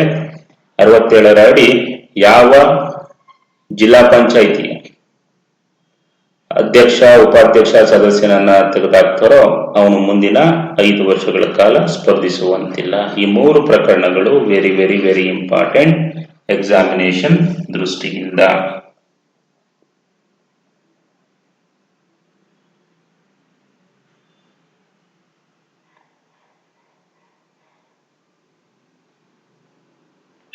Okay, next I will read ಪ್ರಕರಣ 136 ಸದಸ್ಯರನ್ನ ತೆಗೆದುಹಾಕುವುದು. ತಾಲೂಕ್ ಪಂಚಾಯಿತಿಯ ಸದಸ್ಯನನ್ನ ಕೆಳಕಂಡ ಆಧಾರದ ಮೇಲೆ ತೆಗೆದುಹಾಕಬಹುದು. ಆತನು ಅಂದ್ರೆ ತಾಲೂಕ್ ಪಂಚಾಯಿತಿ ಸದಸ್ಯನು ತನ್ನ ಕರ್ತವ್ಯಗಳನ್ನ ನಿರ್ವಹಿಸುವಾಗ ದುರ್ನಡತೆ ಅಥವಾ ಯಾವುದ ಅಪಮಾನಕರ ನಡತೆಯಿಂದ ತಪ್ಪಿತಸ್ಥನಾದರೆ ತೆಗೆದುಹಾಕಬಹುದು. ತಾಲೂಕ್ ಪಂಚಾಯಿತಿ ಸದಸ್ಯನಾಗಿ ತನ್ನ ಕರ್ತವ್ಯಗಳ ನಿರ್ವಹಣೆ ಮಾಡಲು ಅಸಮರ್ಥನಾದರೆ ಅಥವಾ ಆತನ ನಿರ್ವಹಣೆ ಮಾಡುವಾಗ ಕರ್ತವ್ಯ ನಿರ್ವಹಣೆ ಮಾಡುವಾಗ ನಿರಂತರವಾಗಿ ಅಜಾಗರೂಕನಾಗಿದ್ದರೆ ತೆಗೆದುಹಾಕಬಹುದು. ಜಿಲ್ಲಾ ವೈದ್ಯಾಧಿಕಾರಿಯು ಪ್ರಮಾಣೀಕರಿಸಬಹುದಾದಂತೆ ಸರ್ಟಿಫೈ ಮಾಡಬಹುದಾದಂತೆ ತನ್ನ ಹುದ್ದೆಯನ್ನ ಹೊಂದಲು ವೈದ್ಯಕೀಯವಾಗಿ ಅನರ್ಹನಾಗಿದ್ದರೆ ಮೆಡಿಕಲಿ ಅನ್ಫಿಟ್ ಅಂತ ಡಿಸ್ಟ್ರಿಕ್ಟ್ ಹೆಲ್ತ್ ಆಫೀಸರು ಸರ್ಟಿಫೈ ಮಾಡಿದ್ರೆ. ಓಕೆ, ನೆಕ್ಸ್ಟ್ ದಿವಾಳಿಯಾಗಿದ್ದರೆ ತಾಲೂಕ್ ಪಂಚಾಯಿತಿಯ ಸಭೆಗಳಿಗೆ ಅಂದ್ರೆ ತಾಲೂಕ್ ಪಂಚಾಯಿತಿಯ ಸಾಮಾನ್ಯ ಸಭೆಗಳಿಗೆ ಅನುಕ್ರಮವಾಗಿ 4 ಸಭೆಗಳಿಗೆ ಅನುಮತಿ ಇಲ್ಲದೆ ಗೈರು ಹಾಜರಿಯಾದರೆ ಅಥವಾ 6 ತಿಂಗಳಿಗಿಂತ ಹೆಚ್ಚು ಕಾಲ ತಾಲೂಕ್ ಪಂಚಾಯಿತಿ ವ್ಯಾಪ್ತಿಯಿಂದ ಹೊರಗುಳಿದ್ರೆ ತಾಲೂಕ್ ಪಂಚಾಯಿತಿಯ ಅಧ್ಯಕ್ಷನಾಗಲಿ ಉಪಾಧ್ಯಕ್ಷನಾಗಲಿ ತಾಲೂಕ್ ಪಂಚಾಯಿತಿಯ ಸಭೆಯನ್ನ ಕರೆಯಬೇಕಾಗಿದ್ದಾಗ ಅಥವಾ ಕರೆಯುವ ಅವಶ್ಯಕತೆ ಇದ್ದಾಗ ಅನುಕ್ರಮವಾಗಿ 2 ಸಭೆಗಳನ್ನ ಸಾಮಾನ್ಯ ಸಭೆಗಳನ್ನ ಕರೆಯಲು ತಪ್ಪಿದರೆ ಅವನನ್ನ ತೆಗೆದುಹಾಕಬಹುದು. ಇನ್ನು ಚುನಾವಣೆ ಸಂದರ್ಭದಲ್ಲಿ ಗ್ರಾಮ ಪಂಚಾಯಿತಿ ತಾಲೂಕ್ ಪಂಚಾಯಿತಿ ಜಿಲ್ಲಾ ಪಂಚಾಯಿತಿಯ ಸದಸ್ಯ ಅಧ್ಯಕ್ಷ ಉಪಾಧ್ಯಕ್ಷರ ಹುದ್ದೆಯ ವ್ಯಾಪಾರಕ್ಕಾಗಿ ಗ್ರಾಮ ಪಂಚಾಯಿತಿ ತಾಲೂಕ್ ಪಂಚಾಯಿತಿ ಅಥವಾ ಜಿಲ್ಲಾ ಪಂಚಾಯಿತಿಯ ಯಾವುದೇ ಮತದಾರ ಅಥವಾ ಸದಸ್ಯನನ್ನ ಸೆಳೆಯುವುದು ದಬ್ಬಾಳಿಕೆ ಅಥವಾ ವಂಚನೆ ಮಾಡಿದರೆ ಈ ಆಧಾರದ ಮೇಲೆ ತೆಗೆದು ಹಾಕಬಹುದು. ನೆಕ್ಸ್ಟ್, ತಾಲೂಕ್ ಪಂಚಾಯಿತಿಯ ಯಾವುದೇ ಕಾಮಗಾರಿಯಲ್ಲಿ ಆತನು ಪಾಲುದಾರನಾಗಿ ಅಥವಾ ಸದಸ್ಯನಾಗಿ ಆತನು ಅಥವಾ ಆತನ ಕುಟುಂಬದ ಯಾರೊಬ್ಬ ಸದಸ್ಯ ಅದರಲ್ಲಿ ಪ್ರತ್ಯಕ್ಷ ಅಥವಾ ಪರೋಕ್ಷವಾಗಿ ಭಾಗಿಯಾಗಿದ್ದರೆ ತೆಗೆದುಹಾಕಬಹುದು. ಎಲ್ಲ ಆಧಾರದ ಮೇಲೆ ತೆಗೆದುಹಾಕಬಹುದು. ಮೇಲಿನ ವಿಷಯಗಳ ಮೇಲೆ ರಾಜ್ಯ ಸರ್ಕಾರವು ಯಾವೊಬ್ಬ ತಾಲೂಕ್ ಪಂಚಾಯಿತಿ ಸದಸ್ಯನನ್ನ ತೆಗೆದುಹಾಕುವುದು ಸೂಕ್ತವೆಂದು ಅಭಿಪ್ರಾಯಪಟ್ಟರೆ ಆ ಬಗ್ಗೆ ತಾಲೂಕ್ ಪಂಚಾಯಿತಿ ಶಿಫಾರಸು ಮಾಡಿದಾಗ ಆತನಿಗೆ ತನ್ನ ಅಹವಾಲನ್ನು ಹೇಳಲು ಅವಕಾಶ ಕೊಟ್ಟ ನಂತರ ವಿಚಾರಣೆ ನಡೆಸಿ ಆತನನ್ನ ಸದಸ್ಯತ್ವದಿಂದ ತೆಗೆದುಹಾಕಬಹುದು.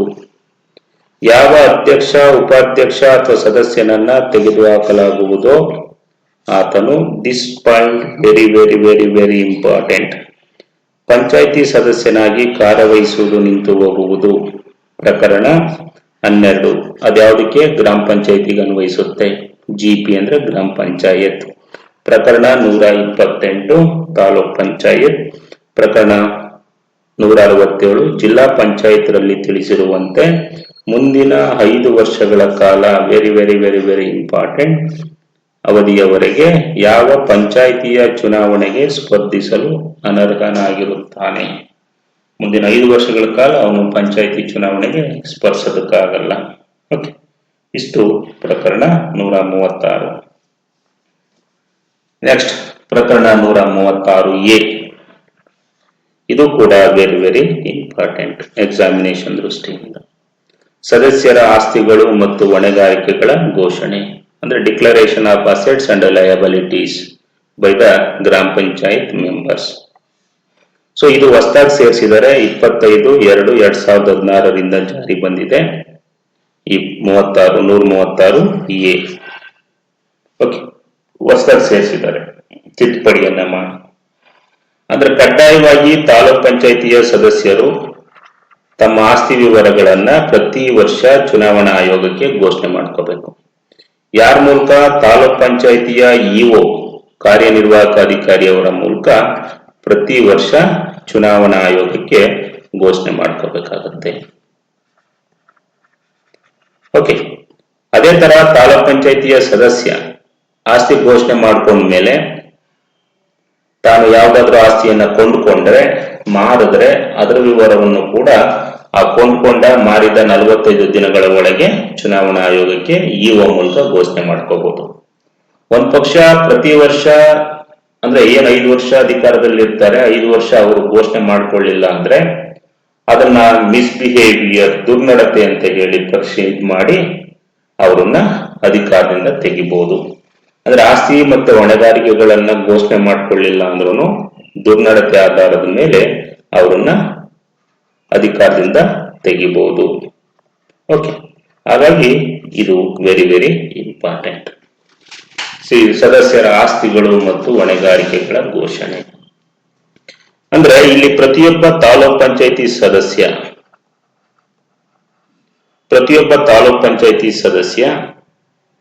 ತನ್ನ ಆಸ್ತಿಯನ್ನ ತನ್ನ ಅಥವಾ ತನ್ನ ಅವಿಭಕ್ತ ಕುಟುಂಬ, ಏನಾದರೂ ಅವನ ಅವಿಭಕ್ತ ಕುಟುಂಬ ಅನ್ಡಿವೈಡೆಡ್ ಫ್ಯಾಮಿಲಿಯಲ್ಲಿದ್ರೆ ಅವಿಭಕ್ತ ಕುಟುಂಬದ ಸದಸ್ಯರ ಆಸ್ತಿ 2 ಲಕ್ಷಕ್ಕಿಂತ ಹೆಚ್ಚಿದ್ರೆ, 2 ಲಕ್ಷಕ್ಕಿಂತ ಹೆಚ್ಚಿನ ಸ್ಥಿರ ಆಸ್ತಿ ಇಮ್ಮೂವಬಲ್ ಮತ್ತು ಅಥವಾ ಚರ ಆಸ್ತಿ ಅಥವಾ ಸ್ಥಿರ ಆಸ್ತಿ ಇದ್ರೆ ಅದರನ್ನ ಹೊಂದಿದ್ರೆ, ಆತ ಆಗಿರ್ಲಿ ಆತನ ಅವಿಭಕ್ತ ಕುಟುಂಬದ ಸದಸ್ಯರ ಯಾರೇ ಆಗಿರ್ಲಿ, ಒಟ್ಟಾರೆ 2 ಅಥವಾ 2ಕ್ಕಿಂತ ಹೆಚ್ಚು ಲಕ್ಷದ ಚರ ಅಥವಾ ಸ್ಥಿರ ಆಸ್ತಿಯನ್ನು ಹೊಂದಿದ್ರೆ ಅದನ್ನ ಆತ ನಿಗದಿತ ನಮೂನೆ ಅಂದ್ರೆ ಫಾರ್ಮ್, ನಿಗದಿತ ಫಾರ್ಮ್ ಅಲ್ಲಿ ಅಥವಾ ಆತ ಪ್ರತಿ ವರ್ಷ ಘೋಷಣೆ ಮಾಡ್ಕೋಬೇಕು.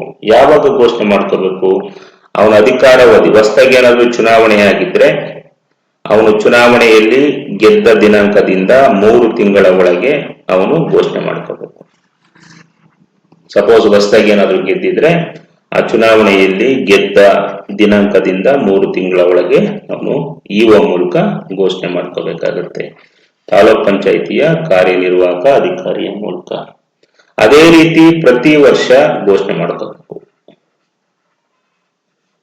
ಅಂದ್ರೆ ಈ ಚುನಾವಣೆಯಲ್ಲಿ ಗೆದ್ದ 3 ತಿಂಗಳೊಳಗಡೆ ಘೋಷಣೆ ಮಾಡ್ಕೋಬೇಕು. ನಂತರ ಪ್ರತಿ ವರ್ಷ ಅವನ ಅಧಿಕಾರ್ಯ ಮುಗಿಯುವ ತನಕ, ಓಕೆ, ಪ್ರತಿ ವರ್ಷ ಆರ್ಥಿಕ ವರ್ಷ ಮುಕ್ತಾಯವಾದ ನಂತರ, ಆರ್ಥಿಕ ವರ್ಷ ಮುಕ್ತಾಯ ಆಗೋದು ಮಾರ್ಚ್ 31ಕ್ಕೆ ಮುಕ್ತಾಯ ಆಗುತ್ತೆ. ಪ್ರತಿ ವರ್ಷ ಆರ್ಥಿಕ ವರ್ಷ ಎಕನಾಮಿಕ್ ಇಯರ್ ಕಂಪ್ಲೀಟ್ ಆಗೋದು ಮಾರ್ಚ್ 31ಕ್ಕೆ.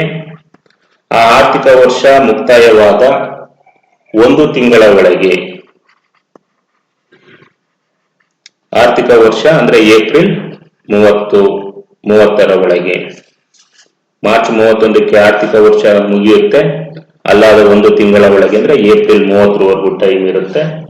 ಅವ್ರಿಗೆ 31 ತಿಂಗಳ ಒಳಗೆ ಆತ ತಾಲೂಕ್ ಪಂಚಾಯಿತಿಯ ಇಒ ಮೂಲಕ ಆತ ತನ್ನ ಆಸ್ತಿ ವಿವರವನ್ನ ಚರ ಅಥವಾ ಸ್ಥಿರ ಆಸ್ತಿ 2 ಲಕ್ಷಕ್ಕಿಂತ ಹೆಚ್ಚಿಗೆ ಇದ್ರೆ ಘೋಷಣೆ ಮಾಡಬೇಕು. 2 ಲಕ್ಷಕ್ಕಿಂತ ಕಡಿಮೆ ಇದ್ರೆ ಘೋಷಣೆ ಮಾಡ್ಕೊಳ್ಳೋ ಅಗತ್ಯತೆ ಇಲ್ಲ. ಓಕೆ. ಒಂದು ವೇಳೆ ಯಾವುದೇ ತಾಲೂಕ್ ಪಂಚಾಯತಿನ ಸದಸ್ಯನ ಹುದ್ದೆಯ ಅವಧಿ ಹಣಕಾಸು ವರ್ಷ ಪ್ರಾರಂಭವಾಗುವ 2 ತಿಂಗಳ ಹಿಂದೆ ಪ್ರಾರಂಭ ಆಗಿದ್ರೆ, ಹಣಕಾಸು ವರ್ಷ ಪ್ರಾರಂಭ ಆಗೋದು ಏಪ್ರಿಲ್ 1ರಿಂದ ಹಣಕಾಸು ವರ್ಷ ಪ್ರಾರಂಭ ಆಗುತ್ತೆ. ಯಾವುದಾದ್ರೂ ಒಬ್ಬ ಸದಸ್ಯನ ಹುದ್ದೆಯ ಅವಧಿ ಇದಕ್ಕಿಂತ ಹಿಂದೆ 2 ತಿಂಗಳ ಹಿಂದೆ ಅಂದ್ರೆ ಮಾರ್ಚ್ ಫೆಬ್ರವರಿಯಲ್ಲಿ ಯಾವುದಾದ್ರೂ ಸದಸ್ಯನ ಹುದ್ದೆ ಪ್ರಾರಂಭ ಆಗಿದ್ದರೆ ಅಂದ್ರೆ ಆರ್ಥಿಕ ವರ್ಷ ಪ್ರಾರಂಭವಾಗುವ 2 ತಿಂಗಳ ಹಿಂದೆ ಪ್ರಾರಂಭವಾದ್ರೆ ಆ ಸದಸ್ಯನು ಯಾವಾಗ ಘೋಷಣೆ ಮಾಡ್ಕೋಬೇಕು ಅಂತಂದ್ರೆ ಹಣಕಾಸು ವರ್ಷ ಪ್ರಾರಂಭವಾದ 2 ತಿಂಗಳ ಒಳಗೆ. 2 ತಿಂಗಳ ಹಣಕಾಸು ವರ್ಷ ಯಾವಾಗ ಪ್ರಾರಂಭ ಆಗುತ್ತೆ? ಏಪ್ರಿಲ್ 1ರಿಂದ ಪ್ರಾರಂಭ ಆಗುತ್ತೆ. 2 ತಿಂಗಳ ಒಳಗೆ ಅಂತಂದ್ರೆ ಏಪ್ರಿಲ್ ಮೇ 31ರ ಒಳಗೆ ಆತ ತನ್ನ ಮತ್ತು ತನ್ನ ಅವಿಭಕ್ತ ಆಸ್ತಿಯ ಕುಟುಂಬದ ಆಸ್ತಿಯ ವಿವರವನ್ನ ತಾಲೂಕ್ ಪಂಚಾಯಿತಿಯ ಇಒ ಮೂಲಕ ಚುನಾವಣಾ ಆಯೋಗಕ್ಕೆ ಘೋಷಣೆ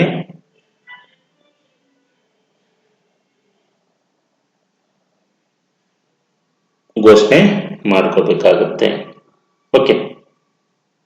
ಅಂದ್ರೆ ಮೇ ಮೊದಲ ವಾರದಲ್ಲಿ ಅವನು ಘೋಷಣೆ ಮಾಡಬೇಕಾಗತ್ತೆ. ಓಕೆ. ಅಥವಾ ಮೇ ತಿಂಗಳೊಳಗೆ ಘೋಷಣೆ ಮಾಡಬೇಕಾಗುತ್ತೆ.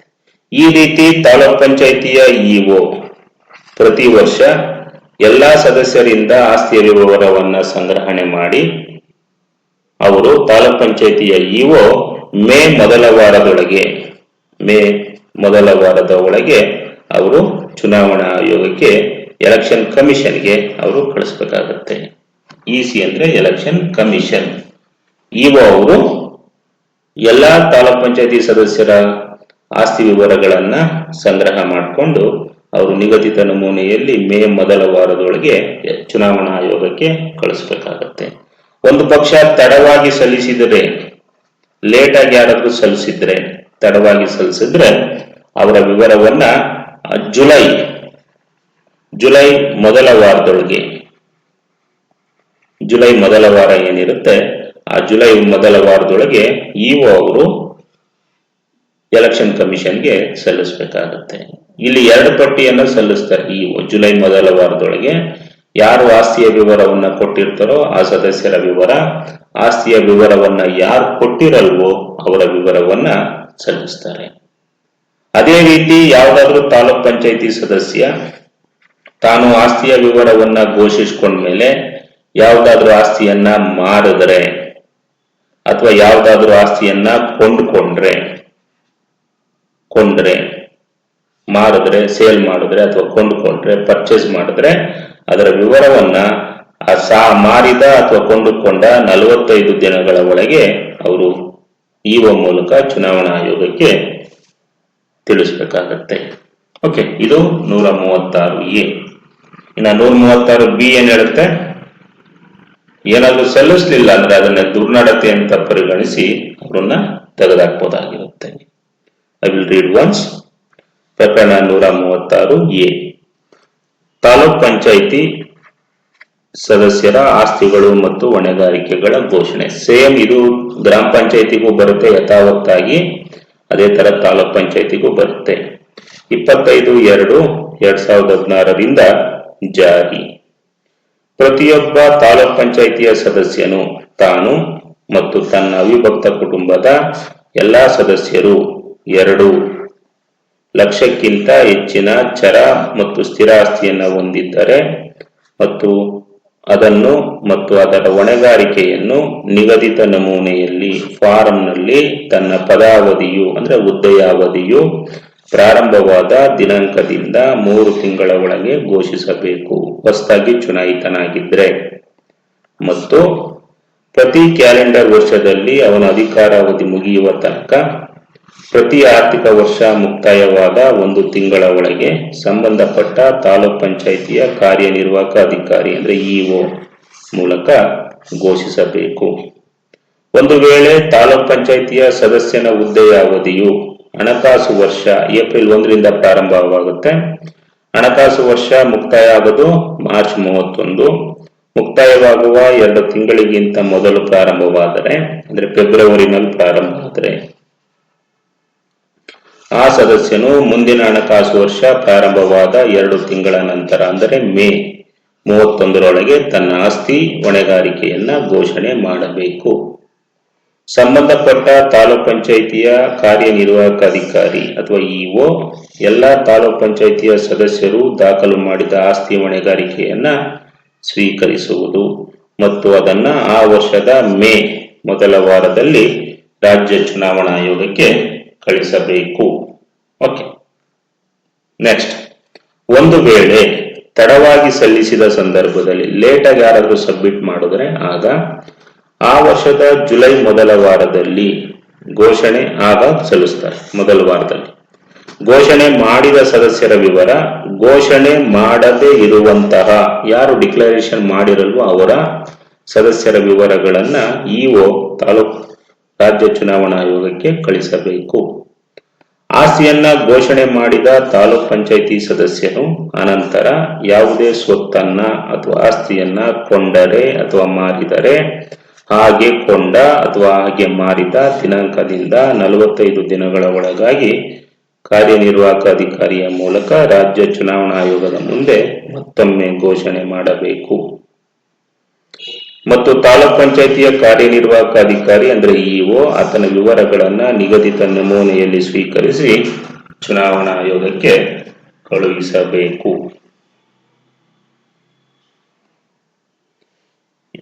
ಓಕೆ, 136B ಸದಸ್ಯತ್ವ ನಿಂತು ಹೋಗುವುದು. Very very important. 25/2/2016ರಿಂದ ಇದು ಜಾರಿಯಾಗುತ್ತೆ. ಇದು ಸದಸ್ಯತ್ವ ನಿಂತು ಹೋಗುವುದು, ಅದ್ರ ಬಗ್ಗೆ ಹೇಳುತ್ತೆ. ಯಾವಾಗ ಸದಸ್ಯತ್ವ ನಿಂತು ಹೋಗುತ್ತೆ? ಒಂದು ವೇಳೆ ತಾಲೂಕ್ ಪಂಚಾಯಿತಿ ಸದಸ್ಯ ನಿಗದಿತ ಸಂದರ್ಭದಲ್ಲಿ ಆಸ್ತಿ ವಿವರಗಳನ್ನ ಘೋಷಣೆ ಮಾಡಿಕೊಳ್ಳಿಲ್ಲ ಅಂದ್ರೆ 136A ಪ್ರಕಾರ ಪ್ರಕರಣ 136A ಅಡಿ ಆಸ್ತಿ ವಿವರಗಳನ್ನ ಕಾಲಕಾಲಕ್ಕೆ ಅಥವಾ ಘೋಷಣೆ ಮಾಡಿಕೊಳ್ಳಿಲ್ಲ ಅಂದ್ರೆ ಅದನ್ನ ದುರ್ನಡತೆ ಅಥವಾ ಮಿಸ್ಬಿಹೇವಿಯರ್ ಅಂತ ಹೇಳಿ ಭಾವಿಸಲಾಗುತ್ತೆ. ಆಗ ರಾಜ್ಯ ಚುನಾವಣಾ ಆಯುಕ್ತರು ಅಂದ್ರೆ ಎಲೆಕ್ಷನ್ ಕಮಿಷನರ್, ರಾಜ್ಯ ಚುನಾವಣಾ ಆಯುಕ್ತರು ಆ ವ್ಯಕ್ತಿಗೆ ಒಂದು ಅಹವಾಲನ್ನ ಹೇಳ್ಕೊಳ್ಳೋದಕ್ಕೆ ಅವಕಾಶ ಮಾಡಿ ಆತನನ್ನ ತಾಲೂಕ್ ಪಂಚಾಯಿತಿ ಸದಸ್ಯತ್ವ ಸ್ಥಾನದಿಂದ ಚುನಾವಣಾ ಆಯುಕ್ತರು ತೆಗೆದು ಹಾಕ್ತಾರೆ ಅಥವಾ ಖಾಲಿಯಾಗಿದೆ ಅಂತ ಘೋಷಣೆ ಮಾಡ್ತಾರೆ. ಇನ್ನು ಹೊಸದಾಗಿ ಸೇರಿಸಿದ್ದಾರೆ, ವಿಪ್ ಅನ್ನ ಸೇರಿಸಿದ್ದಾರೆ ಇಲ್ಲಿ. ಸೊ ತಾಲೂಕ್ ಪಂಚಾಯತಿನಲ್ಲಿ ಮೊದಲು ವಿಪ್ ಇರ್ಲಿಲ್ಲ, ಈಗ ಈ ವಿಪ್ ಅನ್ನ ತಾಲೂಕ್ ಪಂಚಾಯತಿನಲ್ಲಿ ಸೇರಿಸಿದ್ದಾರೆ. ಏನು MLA, MLC, MP, ರಾಜ್ಯಸಭಾ ಮೆಂಬರ್ಗೆ ವಿಪ್ ಅನ್ವಯ ಆಗುತ್ತೋ ಅದೇ ರೀತಿ ವಿಪ್ ತಾಲೂಕ್ ಪಂಚಾಯತಿಯ ಸದಸ್ಯನಿಗೂ ಅನ್ವಯ ಆಗುತ್ತೆ, ಜಿಲ್ಲಾ ಪಂಚಾಯತಿ ಸದಸ್ಯನಿಗೆ ಅನ್ವಯ ಆಗುತ್ತೆ. ಆದ್ರೆ ಇದು ಗ್ರಾಮ ಪಂಚಾಯತಿ ಸದಸ್ಯನಿಗೆ ಅನ್ವಯ ಆಗಲ್ಲ. ಸೊ ಇಲ್ಲಿ ತಾಲೂಕ್ ಪಂಚಾಯತಿ ಸದಸ್ಯ ಯಾವ್ದಾದ್ರು ಒಂದು ಪಕ್ಷದಿಂದ ಗೆದ್ದಿರ್ತಾನೆ, ರಾಜಕೀಯ ಪಕ್ಷದಿಂದ. ಆ ರಾಜಕೀಯ ಪಕ್ಷ ನೀಡಿದ ವಿಪ್ ಅನ್ನ ಉಲ್ಲಂಘಿಸಿದ್ರೆ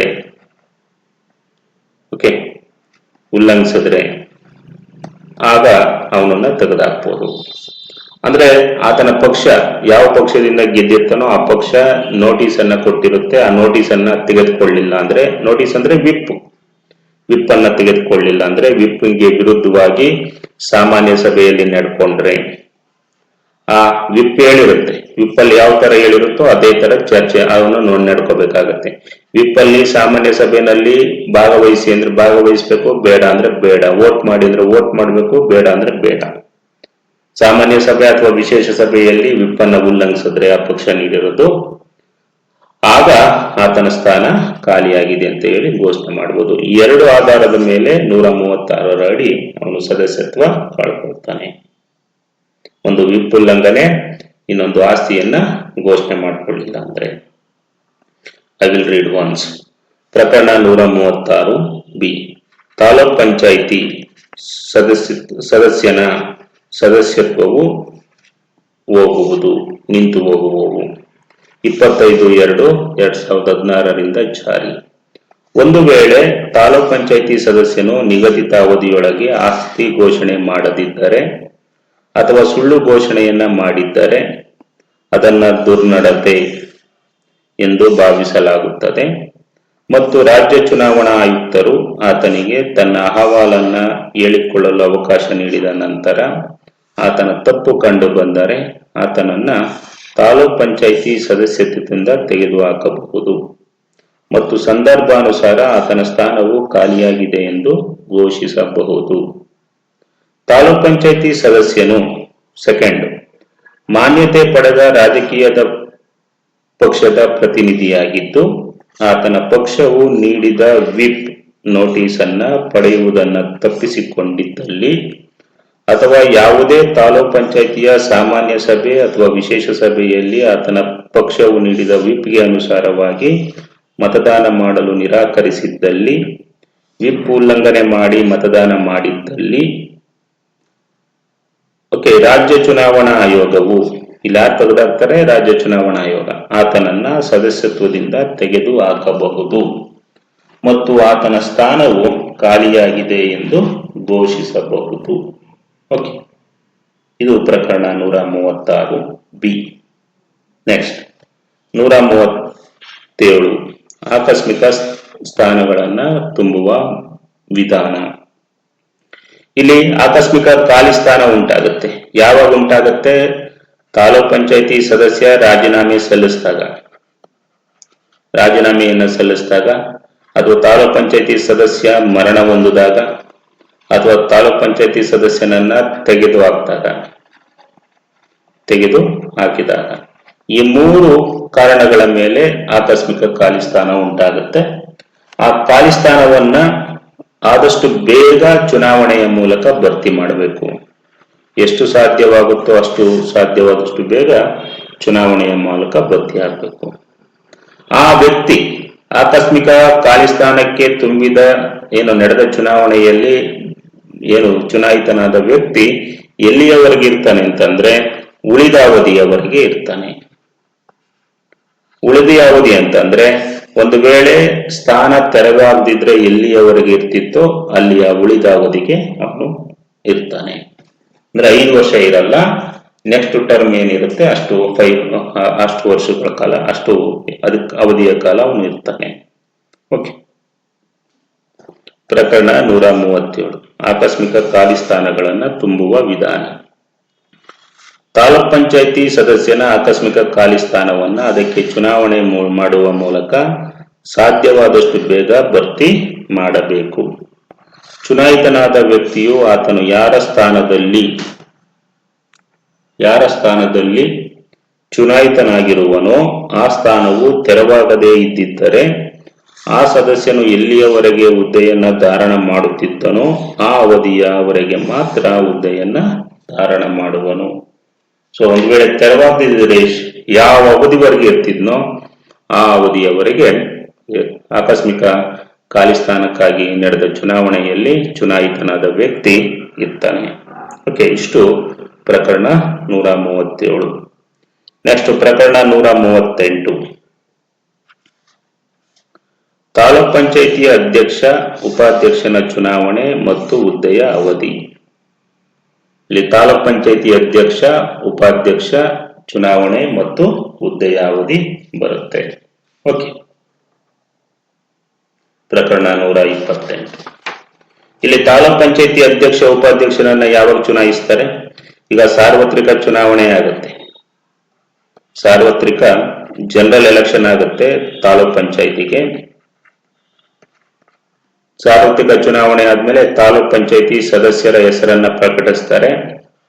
ಸದಸ್ಯರ ತಾಲೂಕ್ ಪಂಚಾಯಿತಿ ಚುನಾವಣೆಯಲ್ಲಿ ಯಾರ್ಯಾರು ಸದಸ್ಯರಿದ್ದಾರೋ ಅವರ ಹೆಸರನ್ನ ಪ್ರಕಟಣೆ ಮಾಡಲಾಗುತ್ತೆ. ಯಾರು ಪ್ರಕಟಿಸ್ತಾರೆ? DC ಅವರು ಪ್ರಕಟಿಸ್ತಾರೆ. ಈ ತಾಲೂಕ್ ಪಂಚಾಯಿತಿ ಸದಸ್ಯರ ಚುನಾವಣೆ ನಡೆದ DC ಅವರು ಅವರ ಹೆಸರನ್ನ ಪ್ರಕಟಿಸಿದ 1 ತಿಂಗಳ ಒಳಗೆ ಸೇಮ್ ಗ್ರಾಮ ಪಂಚಾಯತಿ ಯಾವ ತರ ಇರುತ್ತೋ ಅದೇ ತರ 1 ತಿಂಗಳ ಒಳಗೆ ಒಂದು ಪ್ರಥಮ ಸಭೆಯನ್ನ ಮಾಡಬೇಕಾಗುತ್ತೆ. ಪ್ರಥಮ ಸಭೆ. ಓಕೆ. ಆ ಪ್ರಥಮ ಸಭೆಯನ್ನ ಯಾರು ಕರೀತಾರೆ? ಗೊತ್ತುಪಡಿಸಿದ ಅಧಿಕಾರಿ ಕರೀತಾರೆ. ಅಂದ್ರೆ ಡಿಸ್ಟ್ರಿಕ್ಟ್ ಕಮಿಷನರ್ ಅವರು ಗೊತ್ತುಪಡಿಸಿದ ಅಧಿಕಾರಿ ಅವರು ಕರೀತಾರೆ. ಓಕೆ. ಮತ್ತು ಅವರು ಗೊತ್ತುಪಡಿಸಿದ ಅಧಿಕಾರಿ ಅದರ ಅಧ್ಯಕ್ಷತೆಯನ್ನು ವಹಿಸ್ತಾರೆ. ಆ ಪ್ರಥಮ ಸಭೆಯಲ್ಲಿ ಕ್ರಮವಾಗಿ ಅಧ್ಯಕ್ಷ ಉಪಾಧ್ಯಕ್ಷನನ್ನ ಆಯ್ಕೆ ಮಾಡಿಕೊಳ್ತಾರೆ. ಒಬ್ಬ ಅಧ್ಯಕ್ಷನನ್ನ ಒಬ್ಬ ಉಪಾಧ್ಯಕ್ಷನನ್ನ ಆಯ್ಕೆ ಮಾಡಿಕೊಳ್ತಾರೆ. ಅಧ್ಯಕ್ಷ ಉಪಾಧ್ಯಕ್ಷನನ್ನ ಆಯ್ಕೆ ಮಾಡಿಕೊಳ್ತಾರೆ. ಇಲ್ಲಿ ಅಧ್ಯಕ್ಷ ಉಪಾಧ್ಯಕ್ಷನ ಹುದ್ದೆಯ ಅವಧಿ 20 ತಿಂಗಳು. 20 ತಿಂಗಳಿರುತ್ತೆ. 20 ತಿಂಗಳಾದ್ಮೇಲೆ ಮತ್ತೆ ಇನ್ನೊಂದು ಸಭೆಯನ್ನ ಮಾಡ್ತಾರೆ. ಆ ಸಭೆಯ ಅಧ್ಯಕ್ಷತೆಯನ್ನ ಗೊತ್ತುಪಡಿಸಿದ ಅಧಿಕಾರಿನ ವಹಿಸಿರ್ತಾರೆ. ಆ 20 ತಿಂಗಳಾದ ನಂತರ ಮತ್ತೊಬ್ಬ ಅಧ್ಯಕ್ಷ ಉಪಾಧ್ಯಕ್ಷನನ್ನ ಆಯ್ಕೆ ಮಾಡಿಕೊಳ್ತಾರೆ. ಅಂದ್ರೆ ಇಲ್ಲಿ ಅಧ್ಯಕ್ಷ ಉಪಾಧ್ಯಕ್ಷನ ಹುದ್ದೆ ಯಾವಾಗ ತೆರವಾಗುತ್ತೋ ಅವಾಗೆಲ್ಲ ಒಂದು ಸಭೆಯನ್ನ ಮಾಡಿ ಆ ಸಭೆಯ ಅಧ್ಯಕ್ಷತೆಯನ್ನ ಗೊತ್ತುಪಡಿಸಿದ ಅಧಿಕಾರಿ ಇರ್ತಾನೆ, ಅವನು ವಹಿಸ್ತಾನೆ. ಅಲ್ಲಿ ಅಧ್ಯಕ್ಷ ಉಪಾಧ್ಯಕ್ಷ ಸ್ಥಾನಕ್ಕೆ ಚುನಾವಣೆಯನ್ನ ಮಾಡ್ತಾರೆ. ಒಂದು ವೇಳೆ ಖಾಲಿ ಸ್ಥಾನವು 1 ತಿಂಗಳಿಗಿಂತ ಕಡಿಮೆ ಇದ್ದರೆ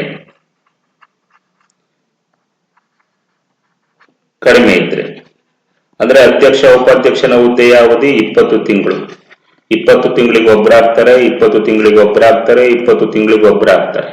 ಇನ್ನು ತಾಲೂಕ್ ಪಂಚಾಯಿತಿಯ ಅಧಿಕಾರಾವಧಿ 5 ವರ್ಷ. 5 ವರ್ಷ ಇರುತ್ತೆ. ಅಂದ್ರೆ ಸಾಮಾನ್ಯವಾಗಿ 2 ಅಥವಾ 3 ಜನ ಆಗ್ತಾರೆ.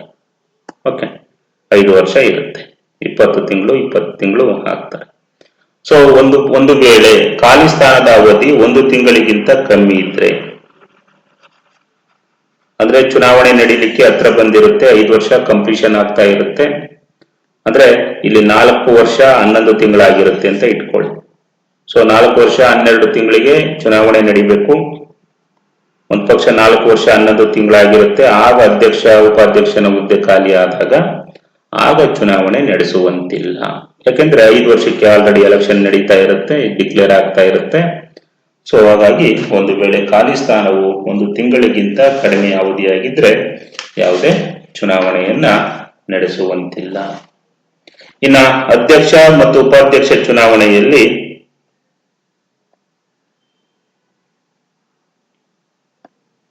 ಮೀಸಲಾತಿಯನ್ನ ಇಡಬೇಕು. ಮೀಸಲಾತಿ ಯಾರಿಗೆ ಮೀಸಲಾತಿ ಇಡ್ತಾರೆ? SC, ST, OBC ಮತ್ತು ಮಹಿಳೆಯರಿಗೆ ಮೀಸಲಾತಿಯನ್ನ ಇಡಬೇಕಾಗುತ್ತೆ. ಓಕೆ. SC, ST, OBC ಅವರಿಗೆ ಇಂತಿಷ್ಟು ಸಂಖ್ಯೆಗಳನ್ನ ಮೀಸಲಾತಿಯಾಗಿ ಇಡಬೇಕಾಗತ್ತೆ. ಯಾರಿಡ್ತಾರೆ? ಸರ್ಕಾರ ಇಡುತ್ತೆ, ನಿರ್ಧಾರ ಮಾಡುತ್ತೆ. ಓಕೆ. ತಾಲೂಕ್ ಪಂಚಾಯತಿ ಅಧ್ಯಕ್ಷ ಉಪಾಧ್ಯಕ್ಷ ಪದವಿಗಳಿಗೆ ಹುದ್ದೆಗಳಿಗೆ ಮೀಸಲಾತಿಯನ್ನ ಇಡಬೇಕಾಗುತ್ತೆ. ಇಡೀ ರಾಜ್ಯದಲ್ಲಿ ಎಷ್ಟು ತಾಲೂಕ್ ಪಂಚಾಯಿತಿಗಳಿದಾವೋ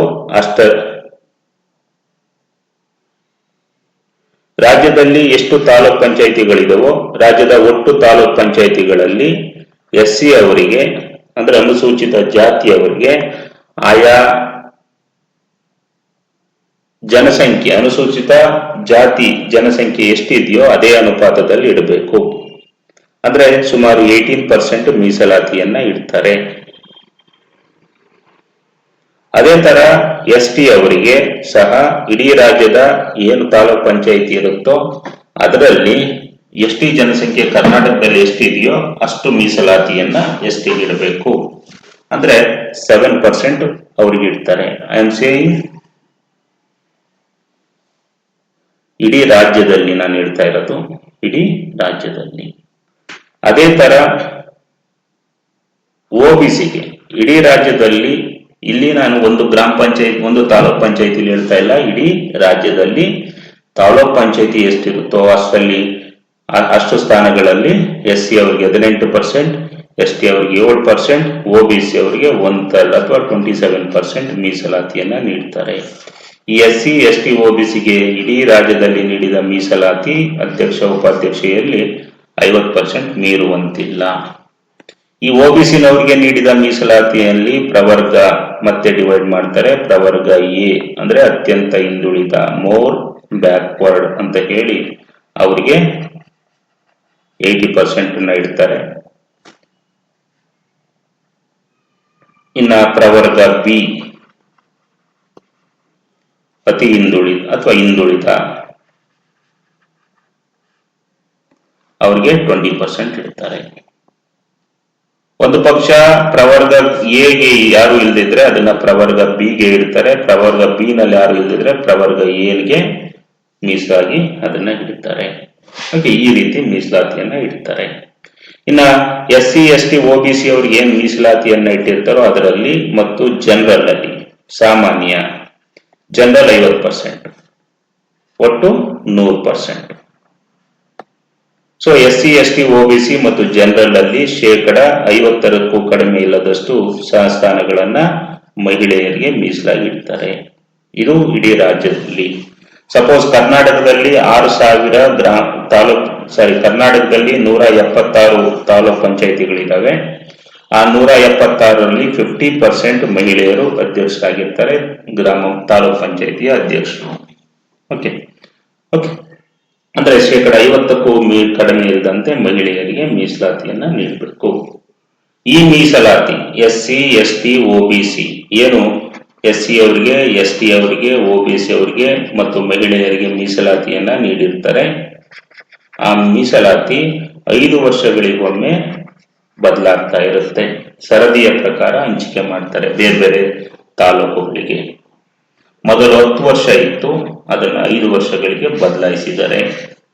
5 ವರ್ಷಗಳಿಗೊಮ್ಮೆ ಮೀಸಲಾತಿ ಬದಲಾಗುತ್ತೆ. ಓಕೆ, ಇದು ಮೀಸಲಾತಿ. ಓಕೆ, ನೆಕ್ಸ್ಟ್ ಹುದ್ದೆಯ ಅವಧಿ. ತಾಲೂಕ್ ಪಂಚಾಯಿತಿಯ ಅಧ್ಯಕ್ಷ ಅಥವಾ ಉಪಾಧ್ಯಕ್ಷ,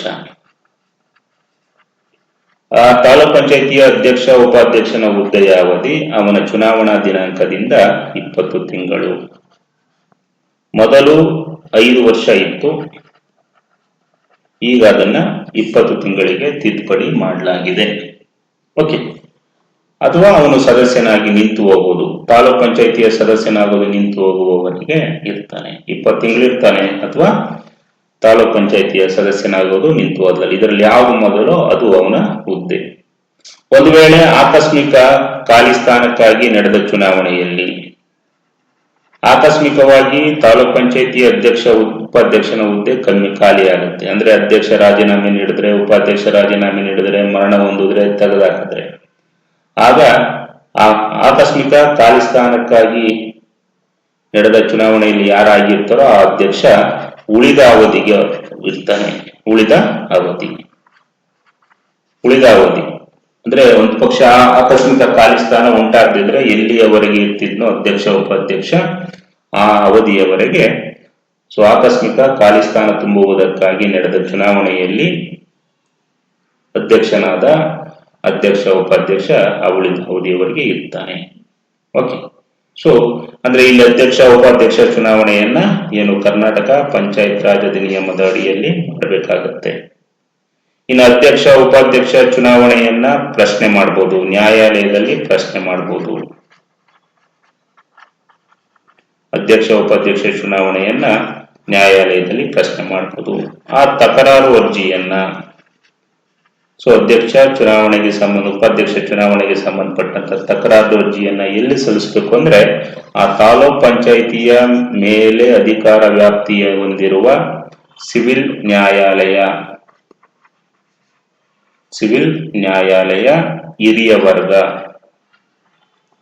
ಹಿರಿಯ ವರ್ಗದಲ್ಲಿ ಅವರು ಪ್ರಶ್ನೆ ಮಾಡಬಹುದಾಗಿರುತ್ತೆ. ಅದು ತೀರ್ಮಾನ ಮಾಡುತ್ತೆ. ಸೊ ಅಂದ್ರೆ ಆ ತಾಲೂಕ್ ಪಂಚಾಯಿತಿಯ ಮೇಲೆ ಅಧಿಕಾರ ವ್ಯಾಪ್ತಿಯನ್ನ ಹೊಂದಿರುವ ಸಿವಿಲ್ ನ್ಯಾಯಾಲಯದಲ್ಲಿ ಅದನ್ನ ಪ್ರಶ್ನೆ ಮಾಡಬಹುದು. ಇಷ್ಟು ಪ್ರಕರಣ 138. Okay, I will read once. ಪ್ರಕರಣ 138 ತಾಲೂಕ್ ಪಂಚಾಯಿತಿಯ ಅಧ್ಯಕ್ಷ ಉಪಾಧ್ಯಕ್ಷನ ಚುನಾವಣೆ ಮತ್ತು ಹುದ್ದೆಯ ಅವಧಿ. ತಾಲೂಕ್ ಪಂಚಾಯಿತಿಯ ಸದಸ್ಯರುಗಳನ್ನ ಚುನಾಯಿಸಲು ನಡೆಸುವ ಪ್ರತಿಯೊಂದು ಸಾರ್ವತ್ರಿಕ ಚುನಾವಣೆಯ ನಂತರ ಪ್ರಕರಣ 133ರ ಅಡಿ ಚುನಾಯಿತ ಸದಸ್ಯರ ಹೆಸರುಗಳನ್ನ ಕಮಿಷನರ್ ರವರು ಪ್ರಕಟಿಸಿದ ದಿನಾಂಕದ 1 ತಿಂಗಳ ಒಳಗೆ ಅಥವಾ ತಾಲೂಕ್ ಪಂಚಾಯಿತಿಯ ಅಧ್ಯಕ್ಷ ಉಪಾಧ್ಯಕ್ಷರ ಹುದ್ದೆಯ ಅವಧಿಯು ಮುಕ್ತಾಯವಾಗುವುದಕ್ಕಿಂತ ಮುಂಚೆ ಚುನಾಯಿತ ಸದಸ್ಯರು ತಮ್ಮಲ್ಲಿಂದ 2 ಸದಸ್ಯರನ್ನ ಕ್ರಮವಾಗಿ ಒಬ್ಬನನ್ನ ಅಧ್ಯಕ್ಷ ಮತ್ತೊಬ್ಬನನ್ನ ಉಪಾಧ್ಯಕ್ಷ ಸ್ಥಾನಕ್ಕಾಗಿ ಆಯ್ಕೆ ಮಾಡಬೇಕು. ಒಂದು ವೇಳೆ ಅಧ್ಯಕ್ಷ ಉಪಾಧ್ಯಕ್ಷನ ಸ್ಥಾನಗಳು ಆಕಸ್ಮಿಕವಾಗಿ ತೆರವಾದ ಸಂದರ್ಭದಲ್ಲಿ ಇನ್ನೊಬ್ಬ ಸದಸ್ಯನನ್ನು ಸಂದರ್ಭಾನುಸಾರ ಅಧ್ಯಕ್ಷನನ್ನಾಗಿ ಅಥವಾ ಉಪಾಧ್ಯಕ್ಷನನ್ನಾಗಿ ಆಯ್ಕೆ ಮಾಡಬೇಕು. ಒಂದು ವೇಳೆ ಆ ಖಾಲಿ ಸ್ಥಾನವು 1 ತಿಂಗಳಿಗಿಂತ ದಿಸ್ ಇಸ್ ವೆರಿ ಇಂಪಾರ್ಟೆಂಟ್ ಕಡಿಮೆ ಅವಧಿಯದ್ದಾಗಿದ್ದರೆ ಯಾವುದೇ ಚುನಾವಣೆಯನ್ನ ನಡೆಸುವಂತಿಲ್ಲ. ಯಾಕಂದ್ರೆ 5 ವರ್ಷ ಆದ ತಕ್ಷಣ ಹೊಸ ಚುನಾವಣೆ ಬಂದಿರುತ್ತೆ, ಹಾಗಾಗಿ ಬರುತ್ತೆ, ಅದರಿಂದ ನಡೆಸುವಂತಿಲ್ಲ. ಸರ್ಕಾರವು ಗೊತ್ತುಪಡಿಸಿರುವ ರೀತಿಯಲ್ಲಿ ರಾಜ್ಯದಲ್ಲಿರುವ ತಾಲೂಕ್ ಪಂಚಾಯಿತಿಯ ಅಧ್ಯಕ್ಷ ಉಪಾಧ್ಯಕ್ಷರ ಹುದ್ದೆಗಳಲ್ಲಿ ಇಂತಿಷ್ಟು ಹುದ್ದೆಗಳನ್ನ SC STಗಳಿಗೆ ಅಂದ್ರೆ ಪರಿಶಿಷ್ಟ ಜಾತಿ ಮತ್ತು ಪರಿಶಿಷ್ಟ ಪಂಗಡದವರಿಗೆ ಮೀಸಲಿಡಬೇಕು ಮತ್ತು ರಾಜ್ಯದ ಜನಸಂಖ್ಯೆಯಲ್ಲಿ ರಾಜ್ಯದಲ್ಲಿರುವ SC ST ಜನಸಂಖ್ಯೆಯು ಯಾವ ಅನುಪಾತದಲ್ಲಿದೆಯೋ ಅಂತಹ ಹುದ್ದೆಗಳ ಸಂಖ್ಯೆಯು ರಾಜ್ಯದಲ್ಲಿರುವ ಒಟ್ಟು ಸಂಖ್ಯೆಯ ಸರಿಸುಮಾರು ಅದೇ ಅನುಪಾತದಲ್ಲಿರಬೇಕು. ಇಡೀ ರಾಜ್ಯವನ್ನ ತೆಗೆದುಕೊಳ್ತಾರೆ. ಅಂದ್ರೆ SCಗೆ 18%, STಗೆ 7% ಕೊಡ್ತಾರೆ. ರಾಜ್ಯದಲ್ಲಿರುವ ತಾಲೂಕ್ ಪಂಚಾಯಿತಿಯ ಅಧ್ಯಕ್ಷರ ಉಪಾಧ್ಯಕ್ಷರ ಒಟ್ಟು ಸಂಖ್ಯೆಯಲ್ಲಿ ಸರಿಸುಮಾರು 1/3 ಸಂಖ್ಯೆಯ ಹುದ್ದೆಗಳನ್ನ ಇತರ ಹಿಂದುಳಿದ ವರ್ಗ ಅಂದ್ರೆ OBCಗಳಿಗೆ ಮೀಸಲಿಡಬೇಕು. ಓಕೆ, ನೆಕ್ಸ್ಟ್, ತಾಲೂಕ್ ಪಂಚಾಯಿತಿಯ ಅಧ್ಯಕ್ಷ ಉಪಾಧ್ಯಕ್ಷ ಹುದ್ದೆಗಳಿಗೆ ಮೀಸಲಿರಿಸಲಾದ SC ST OBC ಮೀಸಲಾತಿಯು ರಾಜ್ಯದಲ್ಲಿನ ತಾಲೂಕ್ ಪಂಚಾಯಿತಿಯ ಅಧ್ಯಕ್ಷ ಉಪಾಧ್ಯಕ್ಷರ ಹುದ್ದೆಗಳ ಒಟ್ಟು ಸಂಖ್ಯೆಯ 50% ಮೀರುವಂತಿಲ್ಲ. ಮೀಸಲಿರಿಸಿದ OBC ಹುದ್ದೆಗಳ ಪೈಕಿ 80% A ಪ್ರವರ್ಗಕ್ಕೆ ಸೇರಿದ ವ್ಯಕ್ತಿಗಳಿಗೆ, ಉಳಿದ 20% B ಪ್ರವರ್ಗಕ್ಕೆ ಸೇರಿದ ವ್ಯಕ್ತಿಗಳಿಗೆ ಮೀಸಲಿಡಬೇಕು. A ಪ್ರವರ್ಗ ಅಂದ್ರೆ ಮೋರ್ ಬ್ಯಾಕ್ವರ್ಡ್, ಅತ್ಯಂತ ಹಿಂದುಳಿದ. B ಪ್ರವರ್ಗ ಅಂದ್ರೆ ಬ್ಯಾಕ್ವರ್ಡ್, ಹಿಂದುಳಿದ, ಅವ್ರಿಗೆ ಮೀಸಲಿಡಬೇಕು. ಒಂದು ವೇಳೆ A ಪ್ರವರ್ಗಕ್ಕೆ ಸೇರಿದ ವ್ಯಕ್ತಿಗಳು ಲಭ್ಯ ಇಲ್ಲದಿದ್ರೆ ಆ ಪ್ರವರ್ಗಕ್ಕೆ ಮೀಸಲಿರಿಸಿದ ಹುದ್ದೆಗಳನ್ನ B ಪ್ರವರ್ಗಕ್ಕೆ ಸೇರಿದ ವ್ಯಕ್ತಿಗಳಿಂದ ಭರ್ತಿ ಮಾಡಿಕೊಳ್ಳಬೇಕು, B ಪ್ರವರ್ಗಕ್ಕೆ ಕೊಡಬೇಕು. ಹಾಗೆ B ಪ್ರವರ್ಗಕ್ಕೆ ಸೇರಿದ ವ್ಯಕ್ತಿಗಳು ಲಭ್ಯವಿಲ್ಲದಿದ್ದಲ್ಲಿ ಆ ಪ್ರವರ್ಗಕ್ಕೆ ಸೇರಿದ ಹುದ್ದೆಗಳನ್ನ A ಪ್ರವರ್ಗಕ್ಕೆ ಸೇರಿದ ವ್ಯಕ್ತಿಗಳಿಂದ ಭರ್ತಿ ಮಾಡಿಕೊಳ್ಳಬೇಕು. ರಾಜ್ಯದಲ್ಲಿರುವ ತಾಲೂಕ್ ಪಂಚಾಯಿತಿಯ ಅಧ್ಯಕ್ಷರ ಉಪಾಧ್ಯಕ್ಷರ ಹುದ್ದೆಗಳ ಒಟ್ಟು ಸಂಖ್ಯೆಯಲ್ಲಿ SC ST OBCಗಳ ವರ್ಗಗಳ ಪ್ರತಿಯೊಂದು ಪ್ರವರ್ಗಕ್ಕೂ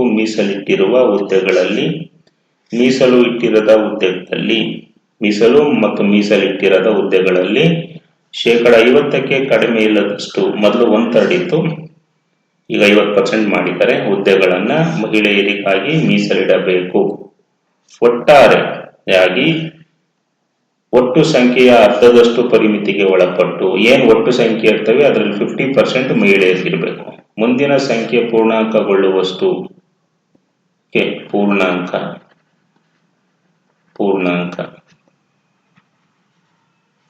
ಪೂರ್ಣಾಂಕಗೊಳ್ಳುವಷ್ಟು ಹುದ್ದೆಗಳನ್ನ ಮಹಿಳೆಯರಿಗೆ ಮೀಸಲಿಡಬೇಕು. SC ST OBC ಮಹಿಳೆಯರಿಗೆ ಮೀಸಲಿರಿಸಿದ ಹುದ್ದೆಗಳನ್ನ ಬೇರೆ ಬೇರೆ ತಾಲೂಕು ಪಂಚಾಯಿತಿಗಳಿಗೆ ಸರದಿ ಪ್ರಕಾರ 5 ವರ್ಷಗಳಿಗೊಮ್ಮೆ ಹಂಚಿಕೆ ಮಾಡಬೇಕು. ಮೊದಲು 10 ವರ್ಷಕ್ಕೊಮ್ಮೆ ಬೇರೆ ಬೇರೆ ಮಾಡ್ತಾ ಇದ್ರು ಮೀಸಲಾತಿಯನ್ನ, ಈಗ 5 ವರ್ಷಗಳಿಗೊಮ್ಮೆ ಅದನ್ನ ಹಂಚಿಕೆ ಮಾಡ್ತಾರೆ. ಓಕೆ, ನೆಕ್ಸ್ಟ್, ಹುದ್ದೆಯ ಅವಧಿ. ತಾಲೂಕ್ ಪಂಚಾಯಿತಿಯ ಅಧ್ಯಕ್ಷ ಉಪಾಧ್ಯಕ್ಷನ ಹುದ್ದೆಯ ಅವಧಿಯು ಆತನನ್ನ ಚುನಾಯಿಸಿದ ದಿನಾಂಕದಿಂದ 20 ತಿಂಗಳು. ಮೊದಲು 5 ವರ್ಷ ಇತ್ತು, ಅದನ್ನ ಬದಲಾಯಿಸಿ ಈಗ 20 ತಿಂಗಳು ಮಾಡಿದ್ದಾರೆ. ಅಥವಾ ಅವನು ತಾಲೂಕ್ ಪಂಚಾಯಿತಿಯ ಸದಸ್ಯನಾಗಿರುವುದು ನಿಂತು ಹೋಗುವವರೆಗೆ. ಇದರಲ್ಲಿ ಯಾವುದು ಮೊದಲೋ ಅದು ತಾಲೂಕ್ ಪಂಚಾಯಿತಿಯ ಅಧ್ಯಕ್ಷ ಉಪಾಧ್ಯಕ್ಷನ ಹುದ್ದೆಯ ಅವಧಿಯಾಗಿರುತ್ತೆ. ಸೊ ಅಲ್ಲಿ ಮೊದಲು 5 ವರ್ಷಗಳಿದ್ವು. ಒಂದು ವೇಳೆ ತಾಲೂಕ್ ಪಂಚಾಯಿತಿ ಅಧ್ಯಕ್ಷ ಉಪಾಧ್ಯಕ್ಷನ ಹುದ್ದೆಯಲ್ಲಿನ ಆಕಸ್ಮಿಕ ಖಾಲಿ ಸ್ಥಾನ ತುಂಬುವುದಕ್ಕಾಗಿ ಸಂದರ್ಭಾನುಸಾರ ಅಧ್ಯಕ್ಷ ಉಪಾಧ್ಯಕ್ಷನಾಗಿ ಚುನಾಯಿತನಾದ ಸದಸ್ಯನು ಯಾವ ಅಧ್ಯಕ್ಷ ಅಥವಾ ಉಪಾಧ್ಯಕ್ಷನ ಖಾಲಿ ಸ್ಥಾನ ಉಂಟಾಗದಿದ್ದರೆ ಆತ ಯಾವ ಅವಧಿಯವರೆಗೆ ಹುದ್ದೆಯಲ್ಲಿ ಇರುತ್ತಿದ್ದನೋ ಉಳಿದ ಅವಧಿಯವರೆಗೆ ಅವನು ಹುದ್ದೆಯನ್ನು ಹೊಂದಿರುತ್ತಾನೆ. ನೆಕ್ಸ್ಟ್, ತಾಲೂಕ್ ಪಂಚಾಯಿತಿ ಅಧ್ಯಕ್ಷ ಉಪಾಧ್ಯಕ್ಷನ ಚುನಾವಣೆ ಮತ್ತು ಸದರಿ ಹುದ್ದೆಯಲ್ಲಾಗುವ ಖಾಲಿ ಸ್ಥಾನವನ್ನು ತುಂಬುವುದು. ಅಂತಹ ಚುನಾವಣೆಗೆ ಸಂಬಂಧಪಟ್ಟ ವಿವಾದಗಳನ್ನು ಸರ್ಕಾರವು ಗೊತ್ತುಪಡಿಸಬಹುದಾದ ನಿಯಮಗಳಿಗೆ ಅನುಸಾರವಾಗಿ ಇರುತ್ತದೆ. ಏನಾದರೂ ವಿವಾದ ಉಂಟಾದರೆ ಸರ್ಕಾರ ಏನು ನಿಯಮಗಳನ್ನು ಮಾಡುತ್ತೆ ಆ ನಿಯಮಗಳಿಗೆ ಅನುಸಾರ ಇರುತ್ತದೆ. ಓಕೆ, ಇದು very very important. Taluk panchayat ಅಧ್ಯಕ್ಷ ಉಪಾಧ್ಯಕ್ಷರ ಚುನಾವಣೆಗೆ ಸಂಬಂಧಿಸಿದ ತಕರಾರು ಅರ್ಜಿಯನ್ನ ಅಧಿಕಾರ ವ್ಯಾಪ್ತಿ ಅಂದ್ರೆ ಇಲ್ಲಿ ತಾಲೂಕ್ ಪಂಚಾಯಿತಿಯ ಮೇಲೆ ಅಧಿಕಾರ ವ್ಯಾಪ್ತಿ ಹೊಂದಿರುವ ಅಂತ ಅರ್ಥ. ತಾಲೂಕ್ ಪಂಚಾಯಿತಿಯ ಮೇಲೆ ಅಧಿಕಾರ ವ್ಯಾಪ್ತಿ ಹೊಂದಿರುವ ಸಿವಿಲ್ ನ್ಯಾಯಾಧೀಶ ಹಿರಿಯ ವರ್ಗ ತಾಲೂಕಲ್ಲೇ ಇರುತ್ತೆ, ಅದು ತೀರ್ಮಾನಿಸುತ್ತದೆ. ಸಿವಿಲ್ ನ್ಯಾಯಾಧೀಶ ಹಿರಿಯ ವರ್ಗ ಅದು ಅಲ್ಲಿ ಅರ್ಜಿಯನ್ನ ಹಾಕ್ಬೋದು, ತಕರಾರು ಅರ್ಜಿಯನ್ನ ಅದನ್ನ ವಿಚಾರಣೆ ಮಾಡಿ ತೀರ್ಪನ್ನು ಕೊಡುತ್ತೆ ಸಿವಿಲ್ ನ್ಯಾಯಾಧೀಶ ಹಿರಿಯ ವರ್ಗ. ಇಷ್ಟು ಪ್ರಕರಣ 138. Okay, very very important.